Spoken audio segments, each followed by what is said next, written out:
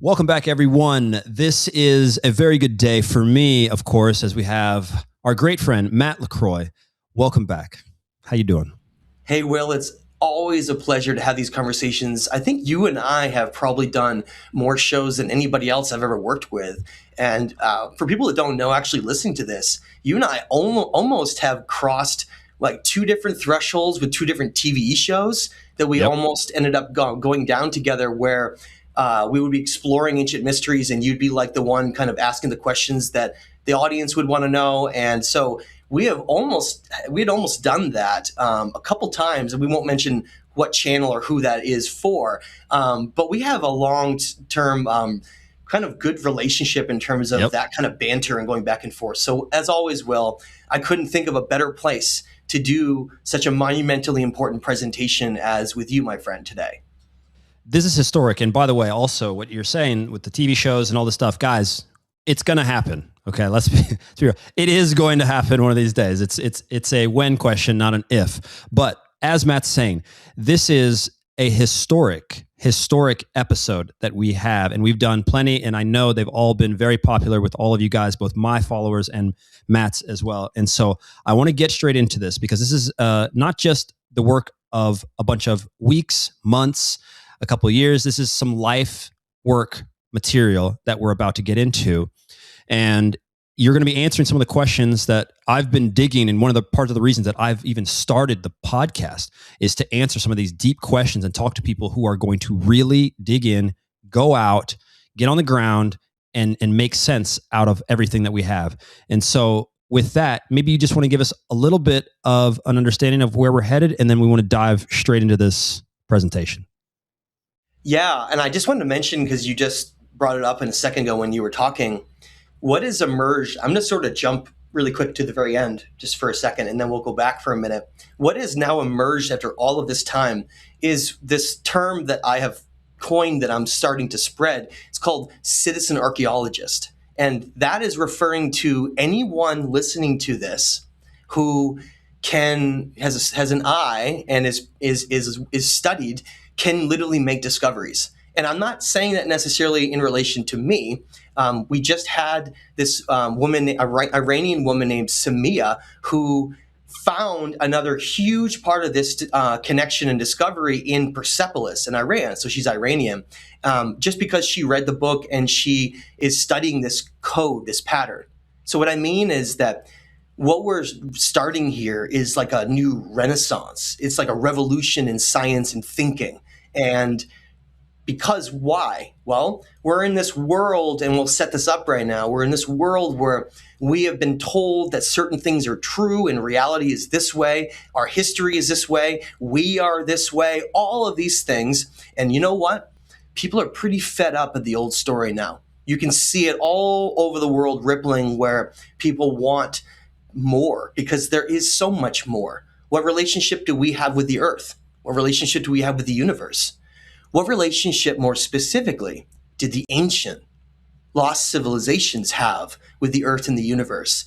And maybe we can learn a lot more by looking back than we can just looking forward. And that is where this entire thing is going to go today, is that not only are we going to start by proving that the entire lost civilization debate is over and do dating and all of that fun stuff, but we're going to go about 1,000 miles in the other direction. And we're going to go into discoveries and paradigm shifting information from these things that have emerged that literally will reshape everything. And I mean that. This is not some kind of a grandiose statement that doesn't have anything to back it up by. This is something that will alter humanity, and it touches every single aspect of our lives. And I guess I'll start here, is that I never ever imagined on this journey, Will, which was, I guess you'd have to try to figure out when you would decide when the beginning point is, because that's sort of hard to figure out. But let's say conservatively, at least 2 years, mm-hmm. 2 years of exploring something that I didn't actually fully understand what it was. And for me, here we are in this moment where you and I have done so many shows with the very simple question of, who are we, and do we have an entire lost chapter in our history, in our past? And so here we are trying to prove that, right, all the way through this line, and other non-academics and some academics, right, archaeologists are now coming forward, and geologists, to challenge the old paradigm. And so we started this journey with just trying to prove that lost civilizations existed. And what came out of that, I never would have ever imagined.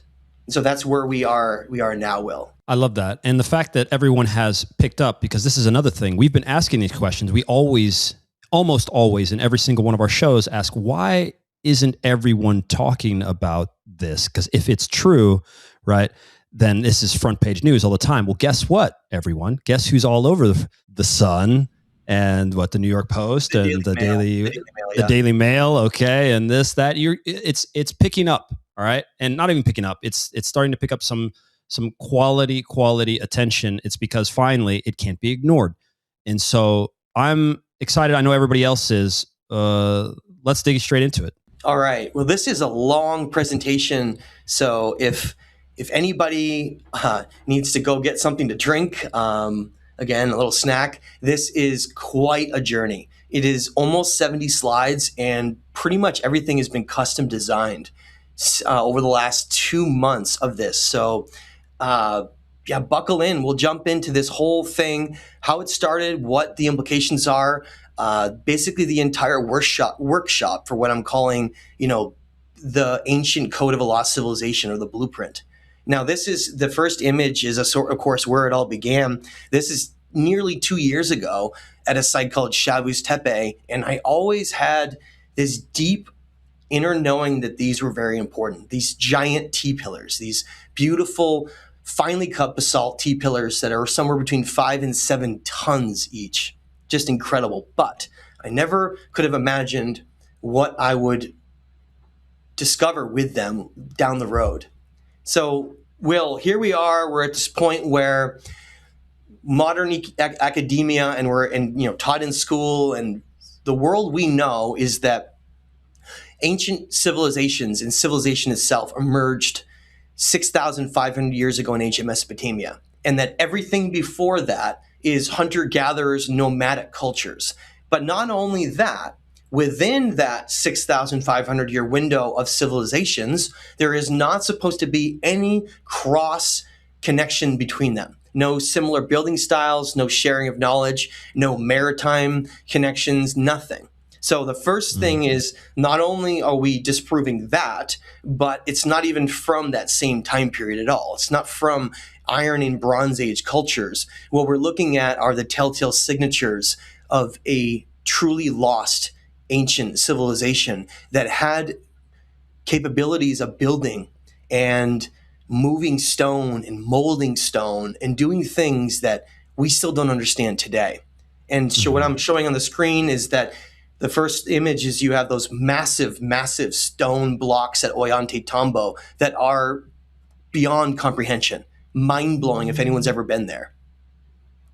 And of course, Turkey, this is below Ionis. You have just the very similar stonework you see throughout Peru, with the fine fitting and the L cuts, and even the knobs that stick out. And of course, the Coricancha in Peru. You talk about similar designs in architecture. It is something that cannot be denied any longer. It's something that can't be ignored. And the first place that usually people start is saying, wow, look, that stonework is pretty similar. Well, we're going to go a lot further than that, because what we're going to do is prove that there's an entire lost chapter of our history, one that defined who we are, that we have long since forgotten. Can I just to clarify, so that we all are under the perfect general understanding? Conventional wisdom states that 6,500 years ago, more or less, we got started with our real big push as a civilization to have cities and structures and organizations the way that we generally do now, let's say. And there was never, according to mainstream conventional science, a civilization that could possibly span this level, this map that you're showing me. There's absolutely no way that there could have been any relation between any civilization that could have spanned from Bolivia all the way to Cambodia, Turkey, Egypt, etc. And so that is what the mainstream scientific stance is right now, correct? That, yes. So that there's not supposed to be any connection between ancient cultures around the world. But during that time period, even of 6,500 years ago up until, the last couple thousand years. But what's more important even than that is not only are they not supposed to have a connection, but there's not supposed to be any chapter of human history that is far before that. Something that gets into what they consider Neolithic, hunter-gatherer time periods. And that is what we're about to shake open, and really it's really like opening up Pandora's box, because not only do we redefine an entire chapter of human history that we have forgotten largely, but it redefines everything, including who we are. And that is what's so dangerous about this information, is that it literally challenges everything that we've ever been taught well. Awesome. So this journey of we'll call them hotspots. So these stars on the map are not the only places that there's lost civilization evidence, of course. But what they are these hotspots that have the same symbols, the same stonework that carries over around the world on 3 continents. And that's what we're going to start by exploring. Because when you go down this road, it truly is a rabbit hole, because instead of only going up, we're also going to be going down. Now, I want to give just a little bit of a brief summary of this area before we get into all the new stuff, because in order to tell this story correctly and understand, we have to start at the beginning. And the beginning is not where a lot of people might think it would be. The beginning is with a very mysterious civilization that built the cities from Eridu to Shuruppak, a time period in which ancient Mesopotamian cuneiform tablets describe as being the birth of civilization. Now, the real question, though, is when was that birth? And what I have found is evidence to strongly support that what we think of as the original Sumerians, the ones that include figures like Ziusudra, are actually from a completely different time period than we know. And they're not at all from the time period that mainstream academia and archaeologists tell us. Now, I had begun this journey, Will, and we have had so many good conversations with talking about the hero of Gilgamesh and the Atrahasis and the story of Ziusudra and the great flood, the deluge, and trying to understand how this chapter has anything to do with lost history. Well, that journey was something that I had been exploring without actually understanding what it fully was.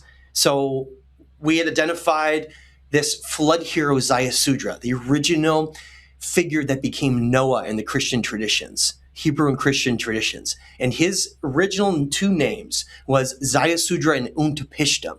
Now, this character is mysterious. He's a great sage and a priest, and he was the last king of an ancient city called Shuruppak. Now, for anyone who knows my work and has seen over the last couple of years, I've talked a lot about this. That's not new. But what is new comes out of that understanding. And so we do need to understand the time periods, the differences that basically had shaped this world, and how it had also shaped our early stories, and where it began long before Abrahamic religions and long before even Gilgamesh. And that's the part we're really going to get into, which I think is very interesting. So, Will, you remember our conversations with the 1931 excavations from Penn Museum, where they went to a place called Tel Farah, Iraq, and they believe they had evidence to support finding a mythical city called Shuruppak, which is very interesting because traditionally, if you look up Shuruppak, it's still considered a myth, not real. And yet, here they are in the middle of the desert on an archaeological dig to find a mythical city that's not supposed to be real at all. That's the first place you scratch your head and kind of wonder, if it's not real, then why are they putting all that money and effort into it, right? Well, isn't that strange? Classic, yeah. So they get there, they have to deal with sandstorms that almost destroy the expedition for days, and they start digging in this area called Tel Farah. Well, at the very top is Tel Farah. Just below the surface, they find crude pottery and things like that. Well, 6 to 7 feet down, they find what's called stratum layer number 2, which is the time period of Uruk and Gilgamesh. Mm-hmm. Keep that in mind as we're moving forward, because what you're about to see is shocking evidence that basically is going to completely destroy the old narrative of history. Now, that layer right there with the arrow, 6 to 7 feet down, that's the Uruk and Gilgamesh time period, is what modern academia and archaeology as a whole tells us is the beginning of civilization. Remember that. Uruk and Gilgamesh. They don't talk about Sumerians. They don't talk about Eridu to Shuruppak. They don't talk about that being the rise of civilization. They talk about the rise of civilization, according to the mainstream, being in Uruk with Gilgamesh. Now, there's a problem with that, because as they dig down to 13 feet down, so more than double down below the time period of Gilgamesh, they find a massive flood layer, just like it's described in ancient tablets. Okay? Now, that flood layer goes down more than 5 feet thick. We're talking about something extremely serious, not an annual river flooding event, something massive. Well, what do we know? Well, if we just pop back here really quick to the Atrahasis and the Epic of Gilgamesh, we find out that there was an ancient sage or a king, sage and king, named Ziusudra or Utnapishtim, who was warned by his fellow god named Enki. Keep that in mind. He's one of the Anuna or Anunnaki gods of the Mesopotamian pantheon. He warns him through a secret oath that they're not supposed to warn anyone of humanity. He warns him of a coming catastrophe that will destroy the old world. He tells him to build a certain kind of craft with bitumen to seal it, and then to basically bring his family and what they need to survive. And that story has echoed throughout indigenous and ancient cultures and Hebrew and Christian traditions and other ancient traditions throughout history. So here we are. They're excavating a place that they're trying to find a mythical city that's not supposed to be real. Then they find underneath Gilgamesh time period, they find a massive flood layer coinciding precisely with the stories from tablets. And then what they find is the ruins of Shuruppak between 13 and 20 feet down. They find an ancient city with incredible pottery and other very strange type of ornaments, artifacts, one of them being a diorite 6-figured hand and some other strange things. But I just want to show these are actual artifacts that came from what is supposed to be a mythical city that's not real. Now, when archaeologists found this, they wrote a very interesting paper, which I have discussed extensively in the new book, The Missing Key, in which they extensively talk about the similarities with the ancient Mesopotamian stories, but that at the end of the day, it's just a play off of myth and legend and not actually real. And yet, here we are, well below stratum layer number 2 with Uruk and Gilgamesh, and we have the ruins of a mysterious civilization. Now, why is that so important? Well, let's really bring it home now. This isn't just me saying this. This is anyone listening to this right now was to open up their phone or their computer and just go on Google and be like, all right, how long ago did Uruk exist? Was Uruk a Sumerian city? And look what it says, Will. Isn't that amazing? That Uruk is the beginning of civilization itself, and that it's a Sumerian city, and that Gilgamesh is from that time period, except for the problem is none of the tablets at all say that Gilgamesh or Uruk was part of that earlier time period. So why are archaeologists telling us that? Because there's an entire chapter of human history that's being hidden. And they stumbled across that chapter in 1931, and nothing has happened since then. Why? Because it creates major problems in our story. And I mean major problems. And so that's where we are now, with the fact that we're finding evidence of a civilization that was the original Sumerians, and yet we're being told by academia that Uruk and Gilgamesh are the Sumerians.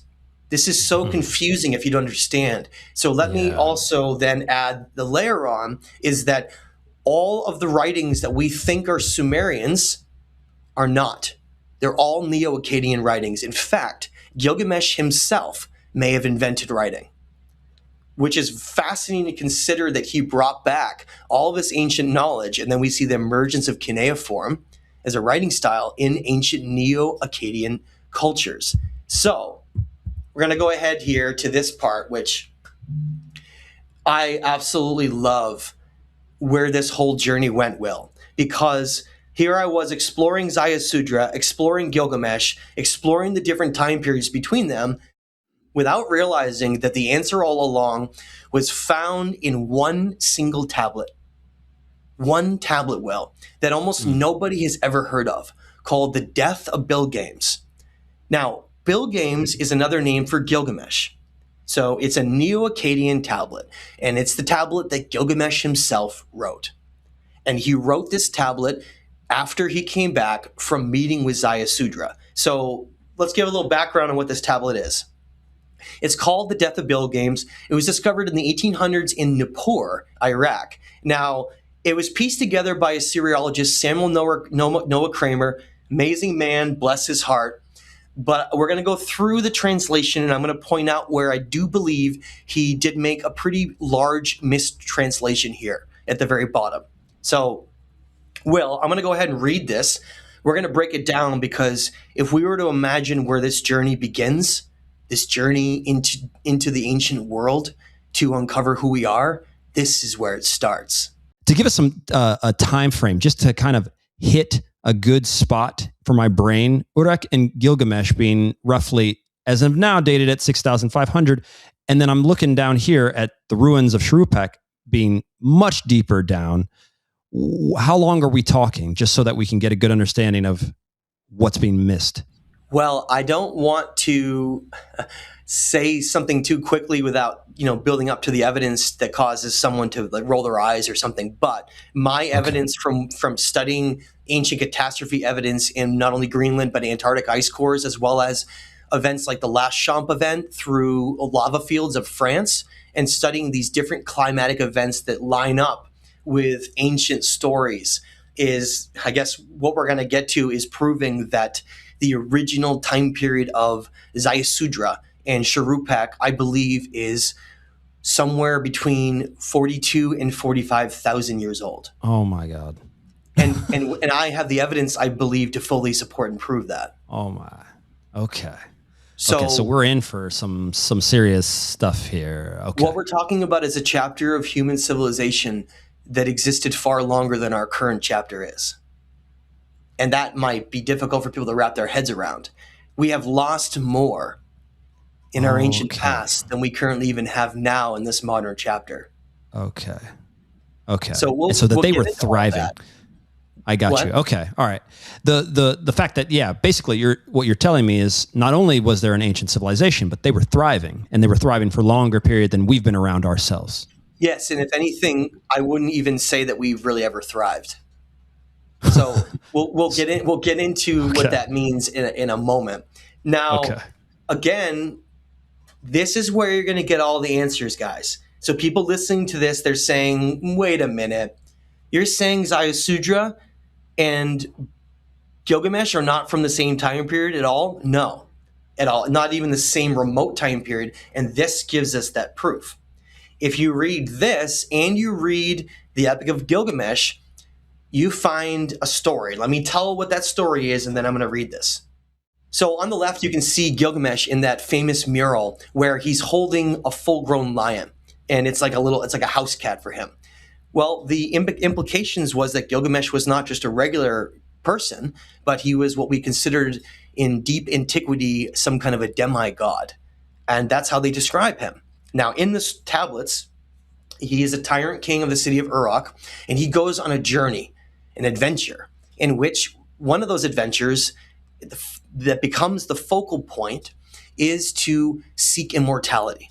Why? Because his friend Enkidu, very interesting, right, ends up dying, his companion that he's on a journey with, and he ends up fearing his own mortality. So what does he do? He goes to the underworld. And there's that famous scene, right, that we see throughout, media now with Sharon the boatman going, ferrying people across the underworld. That came from this story. That entire story of Sharon came from ancient Sumerian, Neo-Akkadian stories of Gilgamesh, in which he travels to the underworld. Well, this is a great place for us to start in terms of connecting this to everything we're about to talk about. What is the underworld, right? How interesting is that? Well, modern religion, monotheistic religions turn it into what we call hell, basically blocking off as some kind of an evil place. And yet, here we have Bill Games, aka Gilgamesh, going to the underworld to seek guidance and knowledge. Doesn't sound like hell, does it? Mm-hmm. We'll get into that as we go along. Now, why is Ziusudra in the underworld?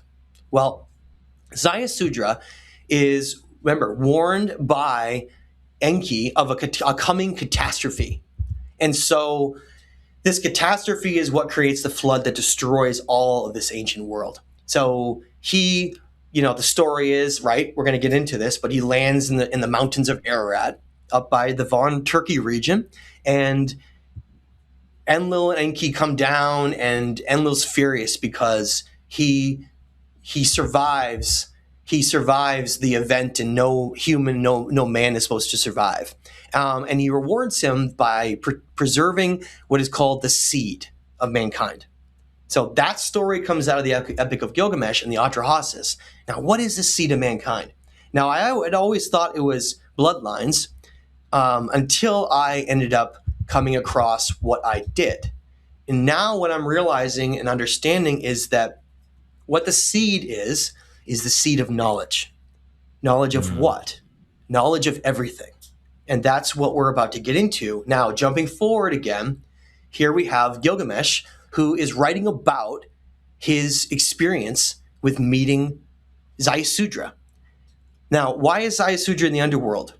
Ziusudra is in the underworld because he's given immortality by the Anuna gods because he preserved the seed of knowledge for mankind. Now, you can't exist in immortality in the physical realm of reality because this is a world of mortals, meaning that if he's going to be eternal, in which he was the last human ever given mortality, by the way, you have to exist in the underworld. And so that's where his abode is in the underworld.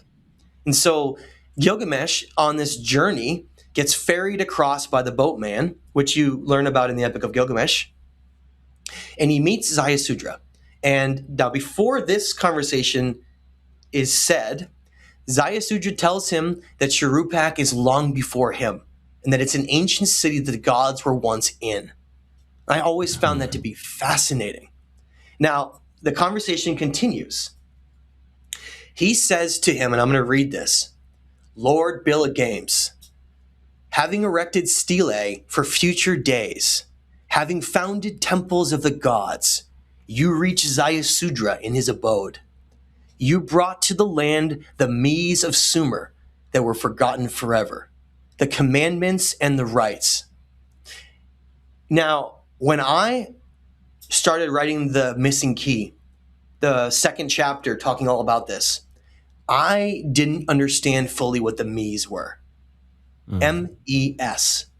This entire journey of when you see where this is about to go in ancient Egypt and in Turkey and in Peru and Bolivia, it all comes down to that one phrase right there, Mies. What are they? Think about what he says, Will. You brought to the land the Mies from Sumer. So he's already telling you that the Sumerian civilizations before Gilgamesh. You see that? Yeah. From Sumer that were forgotten forever. We just talked about time. Yeah. These two civilizations are separated by more than 20,000 years. That's why they were forgotten. So what is he bringing back? Well, love you, Samuel and Noah Kramer, but you didn't translate the end correctly. They're not commandments and rights. He didn't understand what they were because no one had ever understood what the Mies are. The Mies are the ancient blueprint or code of the knowledge of everything. Everything, Will. That's why when they talk about the civilizations being lowered from Eridu to Shuruppak, they talk about kingship being lowered. Do you remember that? Yeah. Kingship is very similar to the Mies. And in fact, there are 2 tablets that talk about the Mies. One, if anybody's taking notes right now, if you want to go see these and read about them, they're only mentioned in 2 places. So mysterious. One being the death of Bill Games. The other being what's called the tablets that are called Enki in the World Order, in which Inanna steals the Mies from Enki in Eridu and brings them to her patron city. Wow. So what are the Mies? Well, I was trying to understand, like, are they divine decrees? Well, they're not commandments and rights. What they are is very similar to the idea of what kingship is. Now, you find out that kingship is lowered and then moved in the Sumerian king list and others. Why would kingship be moved? What is going on here? Kingship is divine statutes of how everything works and how civilization can function in the highest level possible to reach its golden age, in a nutshell. Okay, imagine how they're carrying buckets in ancient depictions around the world, or handbags. It's the knowledge of the Mies. It is the Mies. That's what it is. It's the knowledge of how to create a civilization, how to develop mathematics, agriculture, philosophy, understanding the universe, understanding who you are, understanding our relationship and balance to everything, how the laws and rules work with our growth and our path, all of it. Imagine what would happen, Will, if you didn't have those things. Right. Imagine if someone doesn't have any foundations of understanding anything. Imagine how violent, imagine how disconnected they could become. So, if you want to replace commandments and rights, you could say civil is the knowledge of the divine and the knowledge of everything, something like that, right? Or the divine statutes of the universe and how reality works. That's what you could put that label on the Mies. Now, here's where it gets tragic. So Ziusudra gives him the knowledge of everything, the knowledge of the ancient world, the knowledge of how everything worked, the knowledge of the universe. And Gilgamesh brings it back, and he ends up becoming obsessed, Will, with his own immortality. And he misuses it, and the knowledge becomes fragmented all throughout humanity into tiny little pieces like secret societies and mystery schools and certain priesthoods that didn't become, that weren't corrupted at that point. And he loses it. And what happens, Will? For the next 6,000 years, humanity goes through the darkest time of empires and battling and war, in which we destroy ourselves in this world around us because we forget all connections to everything we once knew. And it could all be traced back to Gilgamesh and his journeys. And that is where we now begin. Wow. So, yeah. Just to now, because that is a huge, and I remember asking you the question. I didn't have the terminology, the Mies, beforehand, but we did. And those of you that have seen our podcast together, I asked you about the handbags. I asked you about what you had hinted at, the knowledge. You have a greater understanding of it now. But so I'm always just trying to move our knowledge along as we're following along with you discovering and making these discoveries. We're to then assume that it's almost like saying this civilization that had knowledge of the Mies and had this knowledge, they won then at some point. You could almost say that they won the video game. If they have the understanding of reality, if they know civilization, if they won to a certain extent. Yes, they did. And I'm sure you're going to get. Okay, so they rated to that golden age, and as we know, we live in the realm of impermanence. So things are constantly ebbing and flowing and going up. You reach the golden age, but then eventually you fall. And so, I mean, I'm sure you're going to get to how they fell at a certain point and why we lost this. But I find that fascinating to know that there was a civilization that could have been claimed, which we all have felt like at some degree had knowledge, had understanding. We all feel that is the case. And it seems that we have glimmers of that throughout everywhere on earth, that somebody at some point got it right and we lost it. Exactly. And you actually brought up a great term. You made it. You talked about it being a video game. There's actually a lot more truth than you might realize in that. Imagine the universe is a little bit more of a simulation than we understand, and it's based on teachings and lessons and growth and understanding, and that there are rules, very defined rules that go into all of it. Now, we brought up something very important, is that if Ascension and the game here, well, all games have walkthrough guides, right? Hey, you're my age. We still remember when there was walkthrough guides back in the day. Yeah. What happens if you don't have a walkthrough guide? You can kind of stumble around and understand how everything works, right? Especially if the game is really hard. And especially if the game has been misdirected into the way it was never supposed to be. Now imagine that civilization had a walkthrough guide for the entire game of Ascension and how everything worked. And then that guide was lost by Gilgamesh. And then even other guides were built that were in versions that had nothing to do with the original guide, right? Now imagine we now found that original walkthrough guide. Wow. And it's supposed to be lost forever, but it was encoded in a very curious way in which it was never supposed to be lost. So that's where we are now. Okay. That's huge. That's huge, man. All right. It's very exciting. And that's why I stay up at night and sometimes have trouble sleeping, because it's like having an entire lost civilization on your shoulders. And it's about trying to make sure that their knowledge and what they are is brought back so that it can never be lost again. So that's where we're about to go down the journey. Everything I just said is just the primer for the real journey itself. And it all leads to this point, because that's all backstory to try to understand now everything between. If you can imagine Ziusudra and him, the journey and the story of landing up in the Ararat Mountains, and then everything else in between now, that point, all the way till Gilgamesh, is what we're about to unlock. The entire lost chapter of human history in which we're incredible. We were beautiful, and we can be beautiful again. So the tablets tell us, well, look, they land in their Mount Ararat region, which is right in that circle. And what do we have? We have a massive lake called Lake Van. Why Lake Van?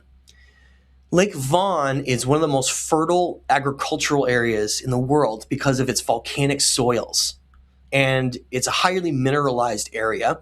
And what we understand from early kingship and the original Sumerian cities of Eridu to Shuruppak is that agriculture, bar none, is the foundation of civilization, period.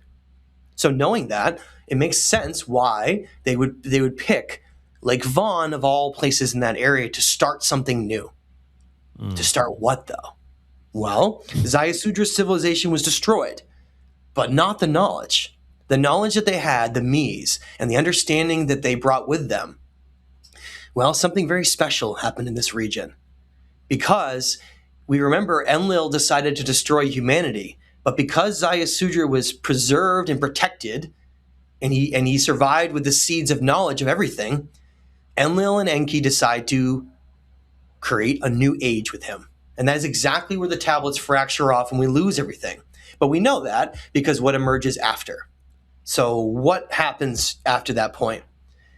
Well, I had been studying ancient Armenian genealogy and looking at the genealogy of Ziusudra, and sure enough, an ancient site called Shavus Tepe near the banks of Lake Van has the lineage all the way back, far down the line, all the way back to that figure that descends from Japheth, Shem, and Ham, of an ancient lineage back to this region. So that's why I was exploring it. So I get here, and we're going to now catch up with years of field work and years of exploring this. So I get to Shavus Tepe. I ended up partnering with someone who made all this possible to travel and believed in all of these discoveries and what could have been possible. And we traveled around the world. I met up with other experts and started working with famous geologists, Dr. Robert Schock, archaeologist Hans Orheim, other archaeologists like Omer Tanyurek and Jennifer Deo, and a whole host of other individuals and experts that joined this team because of what I was uncovering. So the journey may have started with very few people, but a lot of people and experts started to join because of what we were finding. So the first thing is this giant T. You get to Shavus Tepe, this place that's supposed to be a legacy of Ziusudra and his son Japheth, right? This mysterious place called Hycabird. Well, you get there and you see all these incredible designs and these mysterious things built around what look like younger structures. And archaeologists, of course, have a whole story behind who built this and when. And that is, of course, what we're going to start by challenging. So the first site that I explored were these mysterious T-pillars and also a Susi temple at Chavus Tepe. Then Ionis, right? This unbelievable Andesite temple with mysterious motifs and symbols that we find around the world. And I was shocked. From someone who studies ancient megalithic sites, I had never seen anything like these places anywhere in the world. And they stood out immediately to me. As I explored further, other sites around Lake Van, such as Kefkalesi, came up into my periphery, and we would explore these massive basalt megalithic blocks and the remnants of what were ancient temples there. But more importantly, this artifact called the Kef bas-relief came from this site, and combined with Ionis and Chavus Tepe, created a type of symbology codex, an ancient set of knowledge encoded into these things that I did not fully understand yet. So here I am seeing some similarities in some of the designs and motifs, but I didn't know where it was going. It was strange and confusing. And yet we're told that the Urartian culture of 2,800 years ago is who built all this. But it didn't make sense. So here I am challenging all of academia with field trips and developing a documentary and writing a book and exploring these sites with archaeologists and other experts to try to prove if this lost civilization existed. And so that was my journey and my crusade. And it even includes what became the deepest known confirmed underwater ruins in the world, which is in Lake Van, right off of this site, actually. Right off of Kefkalesi, it's a town below it called the Jijivez. And beneath that are these amazing ruins that form a perfect circle if you see them from above. And in 2017, they were discovered by diver Tossin Jalen. And last year, I had a chance to dive down with the team to see them, and truly amazing experiences. And when we go over what that flower right in front of you actually means and break all these symbols down, it will be maybe a really beautiful moment for people, because what they left for us is such an enigmatic and beautiful code. It really is, and it all ties together in one.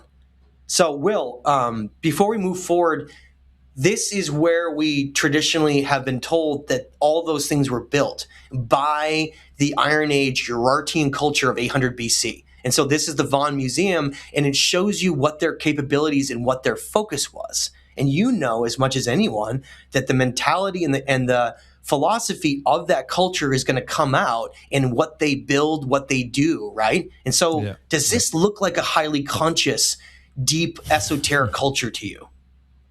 No, this is war, fight, yours, I want, you give it to me, I build stuff to make sure I can take it from you.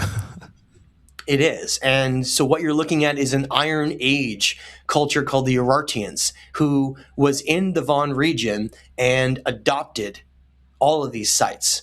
Because we have to try to understand that the Urartian time period, 2,800 years ago, so about 3,000 years ago, this is the emergence and of the largest initial empires the world has ever seen.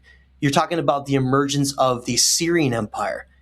This is the Urartian Empire, and the Babylonian Empire, the Medes Empire. They're all emerging out of this ancient Mesopotamian region, but that we didn't begin that way. So take a look at, I want you to be familiar with the Urartian type of style. So the top image is showing their adobe mud brick that is basically just mud bricks. They stack together and they built castles with them. And then you see their crude stonework, which is rough limestone put together. And both of these pictures are from Ionis. Now, Will, take a look at this now. So here's Ionis, same site. Now, if you look at the area that I have highlighted beneath the yellow or the orange, you can see what are collapsed mud brick, massive layer of what they would have built, which would have been huge castle walls out of mud brick. But look at what it's sitting on top of. We're talking about highly advanced megalithic stonework that's made out of basalt, nothing like the work on top. And so as this journey was unfolding of exploring evidence for a lost civilization, I was pointing all of these anomalies out and saying, look, this doesn't make sense. See, here's another example. Here's Ionis, and take a look at the massive mud brick. That's not dirt. That's mud brick on top of an andesite foundation in which they're building an entire castle on top. But why would we ever consider that to be the same culture? They didn't use any of the same stone, any of the same capabilities, any of the same symbols, and yet we're told that the same culture built it. Doesn't that seem a little strange, Will? Of course. Of course. So that's where I have been trying to prove. And the crusade of the entire documentary, which we've had to delay because of the discovery in Egypt and how it connects to all of this. But that is where we were trying to understand all of this. So here's a great example. I want to point this out. This is Chavus Tepe again, where the T-pillars were. Take a look at that spectacular basalt megalithic work, and then take a look at the limestone crude work around it. Now, if you look right in the center of the screen, right, if you can see my cursor, these three pillars here, here's what's so funny about it. Those are actually recreated in modern times, within the last 30 years.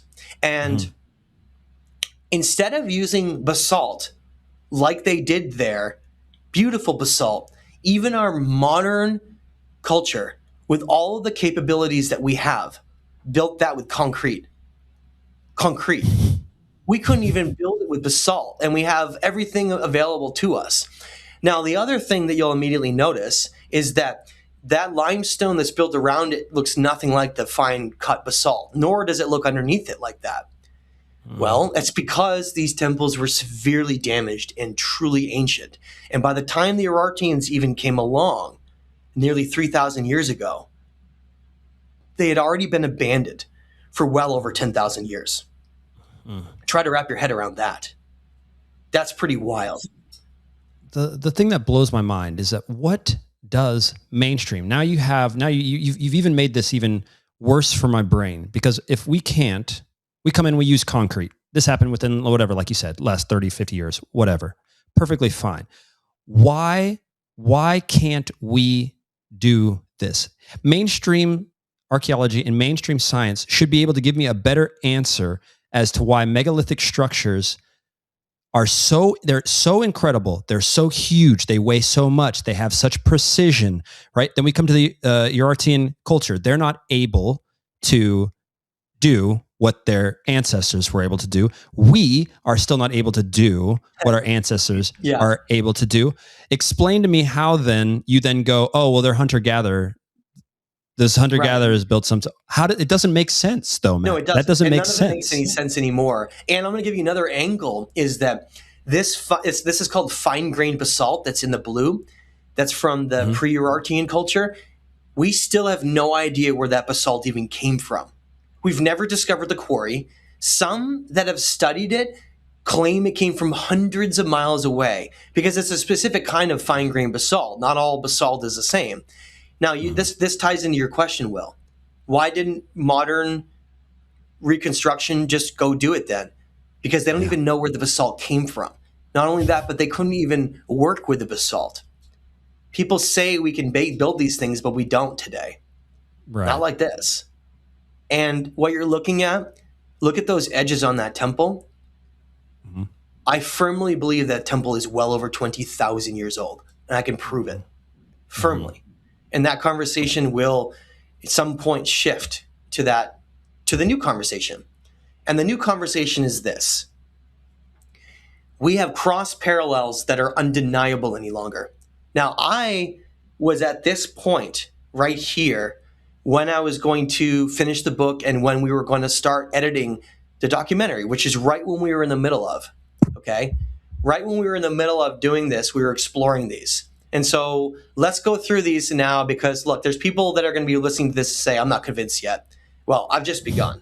So take a look at these comparisons now around the world, and you'll see this pattern begin, and then we're going to get into and explain it all. First thing is top left of the screen. That's that T-pillared Chavus Tepe. Notice the 3 levels, this combination of 3 everywhere we're going to get into. Bottom of the screen, that's from Pumupunku in Bolivia, in South America. Now, as we'll get it going, you'll see that it's not only the T doorway, but it then combines the step pyramid, inverted step pyramid on the top right from the Kef bas-relief. The inverted step pyramid is right here. So you got to remember, when you're looking at ancient depictions, everything has meaning and everything has purpose, including the different levels and the negative space, not just what they make in front, but you have to be able to train your eyes. And so imagine they took this inverted pyramid, combine it into the doorway T, and boom, you have 2 symbols combined together. Then take a look at the middle image from Kefkalesi, these giant blocks of andesite and basalt, eerily similar, right, to Bolivia. Now go up to the top, Kefkalesi, these 3 doorways, 3 step pyramids, that 3-level step pyramid. Then across the world in Ollantaytambo, at what's called the Spring of the Nusta, you have the very same thing. Something is going on here, Will. Something that's not just a random coincidence. Okay, take a look at the distances between Van, Turkey, and Peru and Bolivia. You're talking about over 7,000 miles away. So let's jump right in. At Ollantaytambo, which we filmed at, here you have these weird megaliths, right? You get the 3-level step pyramid, in which you have a stone here that was broken on the left side, which you have 3 levels in a doorway. Definitely not a coincidence. And then you go right next to it, which I just mentioned, and the Spring of the Nusta, you get the same 3 levels and step pyramid. So 3 within and then 3 without, right? Remember, as above, so below, as within, so without. We'll get into what all that means as we get along here. Yeah. Now, same thing. Take that step pyramid, take the inverted one, take the non-inverted one, and combine it together to the most important ancient symbol in South America still today that the Inca carried down, which is the Chicana. So you're talking about origins of all of these ancient symbols that have profound meanings, and we'll get into what they mean soon. So then, not only the step pyramid, but then let's get into the T. So then you see this T repeating over and over again. It's not only on the Kef bas-relief, but it's also as these megalithic, monolithic structures themselves. Now, this is where I really want everyone in the audience to remember right now. This symbol right here, this step pyramid with the inverted and the doors, these symbols, you can actually kind of call them one. It's the 3 doorways, 3 step pyramids. And the T is the signature of this lost civilization. That's what I had to realize and understand, is it's a signature. But it's not just a signature. It's an entire set of teachings. But it was the most important symbols for their entire culture was those. And we'll get into showing them around the world in more ways. So again, I want to start by on the bottom right. You have on the right side is Dr. Robert Schoch. He is arguably the most famous geologist in the world. And in the 90s, he was working with John Anthony West, and he was the one who was pioneering and basically started the entire conversation that the water erosion of the Sphinx enclosure was older than the dynastic Egyptians. So it's such an honor to have him part of the project to explore all these things with us. He is deep respect to him always as a researcher. And on the left side, next to me, is Hans Orheim. He is an archaeologist from Sweden. He has extensively worked in South America and Egypt. And we're in the Van Museum at one of those T-pillars from Chavus Tepe that was brought to the Van Museum, in which there was only one brought, and the rest of them are still sitting there in situ. Now, on the left side is the backside of the sun gate at Tiwanaku. Notice you have the T and the inverted step pyramid combined together, but also the 3 doors, Will. Starts to get a little spooky, doesn't it? Yeah. This symbol, it's funny because when you showed this to me, and correct me if I'm wrong, I may have been at Ionis or Kefkalesi, where there's there's another doorway-like structure like this, not quite as imposing, but kind of off to its own. There's a picture that I've seen of you standing next to that doorway. Yeah. Right. Yes. Yeah. Right. And it's always been one of my. I love this structure. I don't think I've not had the chance to see one in person. Right. And then when you put this, obviously the Chicana, as you're saying, obviously by connecting the inverted and the three doorways together. Can we get into, and I know you're probably going to get into this further, what the symbol represents in and of itself? Because I know maybe I'm getting ahead of myself and wanting to discuss the. Yeah. Okay. All right. Because that part right there, I can't. Thing. Yeah, we'll get into the whole symbology codex and understanding it all. I just want people to first see the similarities around the world with it, and then we'll get into defining. Because at this point, I didn't even know what it meant either. Right. Yeah, you're just noticing the fact that it's obviously popping up in every place where it shouldn't. Yeah, and I had ideas of what it might mean, and I had ideas of what the T meant, but it wasn't until Egypt that all of these things became understood. Mm-hmm. Okay. So and that's a perfect segue as we can move to Egypt. So this is exactly where I was, Will. It's actually it's great that you actually brought that up. So let's backpedal to what you just said. I didn't know what all those symbols fully meant. I had ideas. I had curiosities. I knew they were important, but I didn't know what they meant. And so here we are. We're in November, this past November, and we're in the middle of editing the documentary. And I'm trying to finish the book.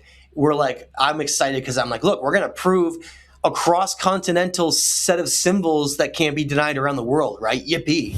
We're going to do this, Will. We're going to prove a lost civilization, and then this happened. And this is an incredible story in itself. And this whole series of events that then transpired was literally like a cascade rabbit hole. That the 3 months after this occurred was the most exciting 3 months of my life. And so I was exactly where you just were a second ago, is saying, what are they?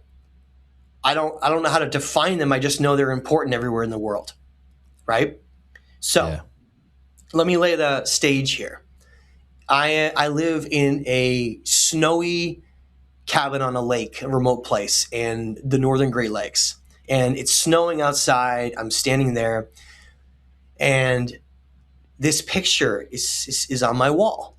So you look at the top left of the picture, that's me going to get it and going to a Photoshop to get it digitally enhanced because of what occurred. Now, a little backstory is that photograph. Now, Will, I mean, you and I go way back. You can see it behind me everywhere I've gone. We've done shows since I lived in Colorado. Mm-hmm. I bought that picture 8 years ago at a yard sale for like $3 or $4. Yeah. It was in a plastic frame. It was like a generic picture. I was like, cool. Something spoke to me, though, to get it. So I buy this, simple-ish picture, and it's hanging behind me everywhere I go. So if anybody listening to this doesn't think that story is true, go back to videos all the way back, and you'll see it right behind me. And I've looked at it hundreds of times, and it sits above my altar. Instead of a TV, I have an altar. It sits there, and so now going back to where I just was. It's snowing outside, and I had this really, really weird moment. Very weird. Very direct kind of thought pop in. Very external that says, look at the picture. And look, I live in a lot of interesting metaphysical worlds. So at first I was thinking to myself, I've looked at that picture hundreds of times. I think I've seen it. And I actually sat back down on the couch because my couch sits and looks at the altar. And the voice came in again. Same thing. Same direct thought. Says, look at the picture. So I got up, of course, and I'm looking at it with that skeptical at first kind of energy, right? Okay, come on, really? Yeah. And I'm looking at it, and it was almost, I swear, it was almost like this depiction formed in front of me that somehow I couldn't see or hadn't seen or whatever you want to call it. Very strange. And it was like it was so obvious once I saw it, but before I didn't even notice it. And there I said, you got to be kidding me. There in front of me was what looked like a broken, half broken inverted 3-level step pyramid sitting right beneath the Sphinx on the Giza Plateau. So first thing I say, Will, is no way. There's no way. In the most studied of ancient locations on the earth that gets more tourists than every other ancient site in the world pretty much combined, it's the last place you're ever going to find it, right? No way. It's the last place you're ever going to find something that's like a Rosetta Stone or something that unlocks things. So first thing I did a search online, reverse image search, use AI to try to find it. Can't find a single other image anywhere, of even that area that faces it. Find out through a little research, it's in one of the only off-limits areas in all of the Giza Plateau, in a place called the Sphinx Temple, that you can't go to unless you get special permissions. It's literally gated off. And so tourists are like walking by it all the time. They're taking pictures up of the Sphinx, and little did they know that mere feet from them, because if you look at where that arrow is, the other side of that is where you walk by the pause. So for everybody listening to this podcast right now who has walked by the Sphinx and had your back to this, you literally had your back to one of the most important discoveries in what became unlocking this entire code around the world. That's me. I've been there. And there you go. And Will was like, oh my God, I was one of the ones who did it. Would walk right by it. So first thing, I'm intrigued. I'm like, this is in the Sphinx Temple. You don't get access to it, so very few people go there. Well, who has access to the Sphinx Temple? Well, Dr. Robert Schoch famously studied the Sphinx Temple with Egyptologist Mohammed Ibrahim. So I called both of them on the phone. Like, have you guys seen this? They both had missed it too. Nobody had noticed it. It's possible no one's ever noticed it. And I mean, look, I had the picture for 8 years sitting next to dumbly sitting next to me. I didn't notice it either. So there's a psychology term for that, Will, called the invisible gorilla. And the invisible gorilla is a term in which if you do not expect to find something or see something like a giant gorilla in a room, you will not see it. And it's really interesting. There's a whole psychology behind the brain and what it is focused on and what it's trained to see versus what it's looking for. Yes. So that was really interesting to me, how it was like I couldn't see it, but it was there the whole time. So I then go, okay, this is weird. So Dr. Robert Schoch and Mohammed hadn't noticed it and didn't have any pictures of it really, or not really much. And so I'm thinking to myself, is this really one of the only photographs of this in the world that shows this? First of all, that is, talk about bizarre. Yeah. That would be, and look, I mean, obviously, since I talked about this, some people have, for instance, someone found Jonathan E. West footage where he like briefly walks by it or something. But in terms of an actual photograph, nobody has actually come forth and shown me another one of these. And so I'm not saying it doesn't exist anywhere in the world, but I can't find it. But more importantly, the fact that it is the frame picture that I had bought that led to everything. And I haven't even told you, I haven't even explained what this led to. Yeah. Right? But that in itself is bizarre in its own way, right? So I started doing research on it. I'm like, okay, well, you can clearly see that the block right below here, I'll show you my cursor so we can run through this. You can clearly see a perfect seam cut where they laid these down, and then if you want to try to imagine, this design would have been mirrored on this side like this, on the other side. Yeah. And it's no coincidence it sits below the Sphinx. It's the Sphinx is a guardian, and we'll get into what that was originally looked like and why the inverted pyramid is so fitting, because it is a symbol that represents the underworld. And we will get into we'll get into that in a moment here. So this is where it gets wild. This is where things cascaded and got just incredible, to say the least. I look up the Sphinx temple layout because I'm just trying to study every angle to try to understand it. I almost had a mini heart attack, Will, because so you had the step pyramid design, which the inverted step pyramid, which would be this right here. Yep. The design itself, the entire inverted and non-inverted symbol that I had been essentially tracing all around the world, was designed into the entire temple layout. And it's not just the step pyramid, but the actual T's as the columns themselves. Look, Yep. 6 on each end. And I was like, oh my God. And then I saw the giant T in the Valley Temple next to it. So I had 2 mini heart attacks. Thankfully, I survived. This immediately blew my mind. And I knew that it was something very significant that potentially nobody has ever seen before, which is wild to imagine that obviously archaeologists have studied these site layout plans, but didn't understand that these symbols were anything significant. And so first thing I do is I contact Dr. Robert Schoch and Mohammed, and they were pretty amazed. And because of this, Mohammed Ibrahim has joined the team as part of this whole discovery. So I contact Dr. Robert Schoch, and I love this part of the story because, look, he's an excellent researcher, right? If you're going to get a theory by him, your theory is sound. Let's just put it that way. The guy obviously dots his I's and crosses his T's with everything. So I was like, okay, I want to give this to Robert and see what he thinks, because he studied the Sphinx temple and the Sphinx enclosure and the Sphinx arguably more than anybody else that's alive. So he's like the expert bar none. So I emailed Robert, sent him all my findings, and I get an email back. And instead of pushback, Robert says, hey, Matt, take a look at the mortuary temple for Khafre's pyramid. And I said, no way. And I pull up the mortuary temple for Khafre's pyramid on the right. And of course, it's not a real mortuary. I mean, it represents death. And we know that death has nothing to do with the pyramids. They weren't tombs. And so it's not really a mortuary temple, but it's an entryway temple. So if anybody wants to understand what a mortuary temple is, it's an entryway temple into the Great Pyramids. So here we have not only the T's right here, see, repeating over and over again, but the step pyramid designed into the entryway itself. So I was like, oh my God, the Great Pyramids are connected. So then I go to immediately, of course, what I do is go to Khufu, or the Great Pyramid, because has nothing to do with Khufu.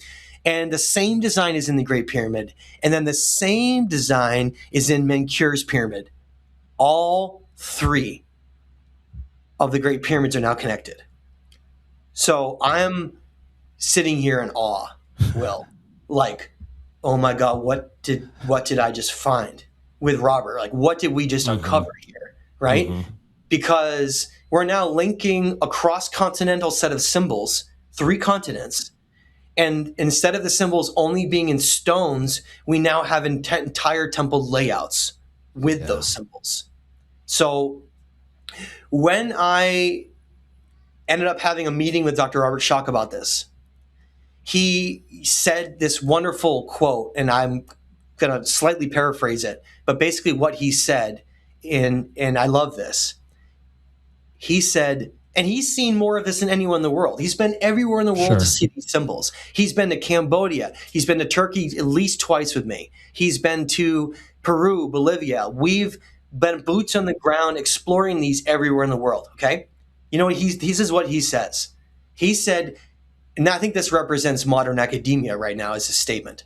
He said, it's one thing to argue stones in symbols that you could say is a coincidence.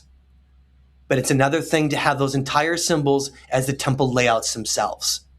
That's it. Absolutely. How do you argue that anymore, Will? You can't, though. That was my problem when you originally put it to me, because that was what I wanted to do, is to find where I'm going to push back. But now I'm working too hard to take away these T's and the layout from everything else. It doesn't make sense. It makes more sense that they're connected than that they're not. And especially now with the layout. And so that's what does it. That's what sinks it, I think. That's really what gives us that home run. But what does that mean though? If you just give me we're one small, we're gonna get into that. Don't worry, there's a lot more. Okay. No, I know. Everyone's like, "Oh my god, what does that mean?" No, I don't. It's just it's breaking my brain. You know, like what is going on here? Where this is about to go. Obviously, if anyone's not familiar with my work, they probably never would have imagined where this is about to go. This is actually really, I know I keep saying this, but it's really just the beginning of the journey. And for me, I'm sitting here now, I'm saying, I want to give a snapshot of where I was. So I'm sitting here seeing these symbols everywhere in the world, and I'm saying, okay, now what? What do they mean? Why are they all encoded into everything? Why are they encoded into entire temple layouts? Well, I understood above and below, as above, so below. I'm a deep initiate student of mysticism and Hermeticism. I'm not going to say that I was completely blind to the idea that there were similarities on the Kef bas-relief that looked like Hermeticism. I definitely saw that. And I definitely saw aspects of mirroring an idea of something bigger and smaller as different temples. Like I got that, but that didn't make sense though. But what are they mirroring? What are they mimicking? Why what are they doing all this for? Well, let's build to that. I need you to hold with me, Will, okay? Stay with me for a few minutes and we'll get into what these mean because I want to show more examples. Okay. As this unfolded, more of these temple layout discoveries unfolded and happened too. And I'm going to show you them all first so that everyone listening to this can go, okay, that's undeniable. Because I don't want anyone to come away from this and be like, he didn't spend enough time going through these symbols. I don't get what they mean, or that they don't look similar enough, or whatever it is. Right. So we're really going to make sure we saturate this. Are you ready? Okay. Yeah. The next one, and I just found this literally like 2 days ago. So some of this presentation has just been updated. I had to, just because how incredible it is. So now we're leaving the Giza Plateau. Now we're going hundreds of miles south. We're going all the way down to the Temple of Horus in Edfu, right? To a whole completely different place. And what happens when you pull up a temple layout designs, Will? On the left side is the Temple of Horus site layout. On the right are those symbols from the Sphinx and the Valley Temple. Just to show you how they cross over. This is where your mind goes, like explodes, because every entryway is the T's with fractal geometry of being bigger and then getting smaller. Keep that in mind. Super important to understand all this. So they make everything bigger. Look, giant T, slightly smaller T, smaller, smaller. Right. And then take a look at this. This is where it gets really cool. They take the T and they combine with the inverted pyramid, just like in Pumapunku. And they have them all combined together. So if you were to try to take your brain, try to wrap your head around this, start your brain here, right here, go up. There's the T. Then go the opposite way, reverse it. Start here and build up. Then you get the pyramid, but with the T combined. So they're taking these designs and combining them together in one place. Now go down here, look. There's your step pyramid combined into what's literally looks like a Susi temple, which is like Ionis in Vaughn. And we'll get into talking about that as we go along. But look at this design and wait till I show you this, how that relates. They're mimicking everything. Everything is being mimicked here. And so if you want to try to understand, you have the inverted and non-inverted pyramid and the T repeating over and over again in the temple site layout. How cool is that, Will? That's insane. I didn't expect it to be this identical, to be honest, especially from the outside, just what it looks like. It's undeniable. Like, and now we're going to add more. We're not even done yet. And we're not even done. We're going to keep adding. So then let's jump to Tiwanaku. Dr. Robert Schock and Hans Orheim discovered this site layout. So I want to give big congratulations to both of them because they found the next site layout. So I say this, right? We're going to define what I mean by that. These are the two axes you need. If you're going to get confirmation, we're going to call it confirmation on discoveries. To prove this, you need two things. One, you need those exact symbols in the stones, okay? That's one. The two, you need the same symbols carved into the temple layout. Once you do that, you get what I call a home run. That's it. Game over. So here you have at Tiwanaku, remember the same stone right there that I'm standing next to with Robert Schock. See the design? Yeah. Now, the entire Akapana pyramid temple layout, which is like the entire platform of Tiwanaku, it's huge, is that symbol designed as a fractal geometry of the whole site. So the temple layout is the design yet again, just like in Egypt. Does that make sense, Will? Yeah, 100%. So they're combining the T with the inverted pyramid just like they did here in the Temple of Horus, just like they did there. So that's that, oh my God moment again. Now we have temple site layouts confirming not only in Egypt, but also in Tiwanaku. But we're not done yet. Will, let's head to ancient Persia. This was literally yesterday that I announced this. Yesterday. Okay. So this is right cutting edge. And this was what I mentioned at the very beginning of the show that Samia discovered. And then it led to me then finding all kinds of other comparisons with the T doors and T pillars and everything and the step pyramids. So let's go to Persepolis right now. Same thing. Great Xerxes Palace. Within one area of Persepolis is an older foundation of the temple. And there, first of all, not only does this look like a Susi temples, but there you have the T with the step pyramid combined exactly like Egypt and exactly like Bolivia. Same thing. Same thing is that the entryways are the T and the step pyramid combined. Will, what do you think, my friend? Oh, no, yeah, no. I mean, I can, and I know once again you're going to tell me put my brakes on because I'm so curious about what this all means. But now we've talked about different cultures across different time periods. I have to say though, too. Now, correct? Well, no, not necessarily. So imagine the Achaemenid Empire that built a lot of these palaces and temples in Persepolis. That's why I said this temple design is only in one part of that complex because it's likely an older part of the temple that the Achaemenid Empire with Xerxes and Darius, they built around it because remember, it's the same thing as the Urartians. Same thing as the dynastic Egyptians. There's nothing different. They find an ancient site that's extremely important. Then they build everything around it and make it the heart of their culture. Right. And then they don't have enough of the knowledge to make it exactly like the people from before, but they understand its importance. They maybe have a few other myths that make them go, okay, this was important. We got to stay here. And this is why the palace is here. This is why the pyramids are here, et cetera, so on. Which is why they don't repeat the same motifs really at all.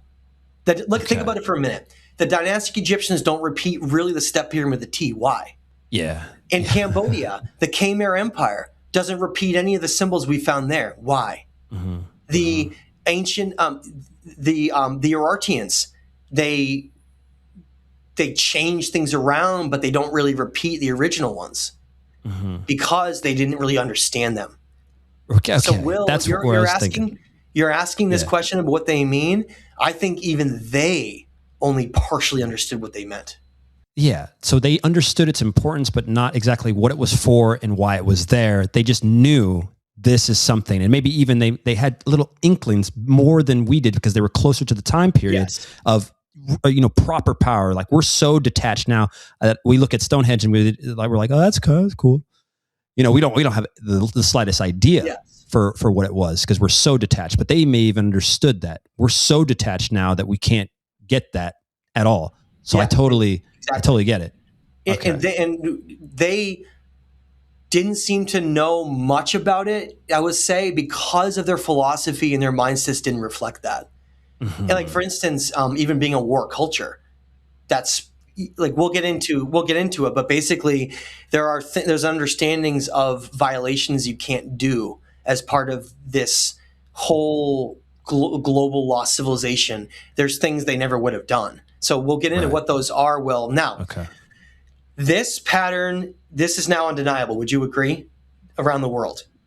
100%. 100%. Yes. So the next steps are, let's break down what it means and what all of this connects to, because I want to really lay this out so we can make sure that it never gets lost again.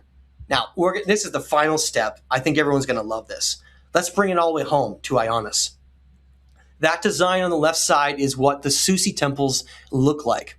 The Susi temples are like their main temples, and they are what Ionis is. Now, take a look at the same designs are then essentially repeated everywhere else in the world from a proto-origin point, guys.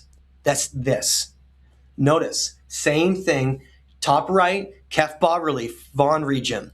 T-pillar in the bottom right, Chavus Tepe, Van. Ionis in the left, Van. All of these symbols, all of these teachings, everything was lowered here. Ziusudra. That entire story, that's why all of this knowledge came out of nowhere. Literally a golden age began in Van. Began. When? We're going to get into the dating, but I believe it was, I can bring in precise dating, but somewhere right around 41,500 years ago.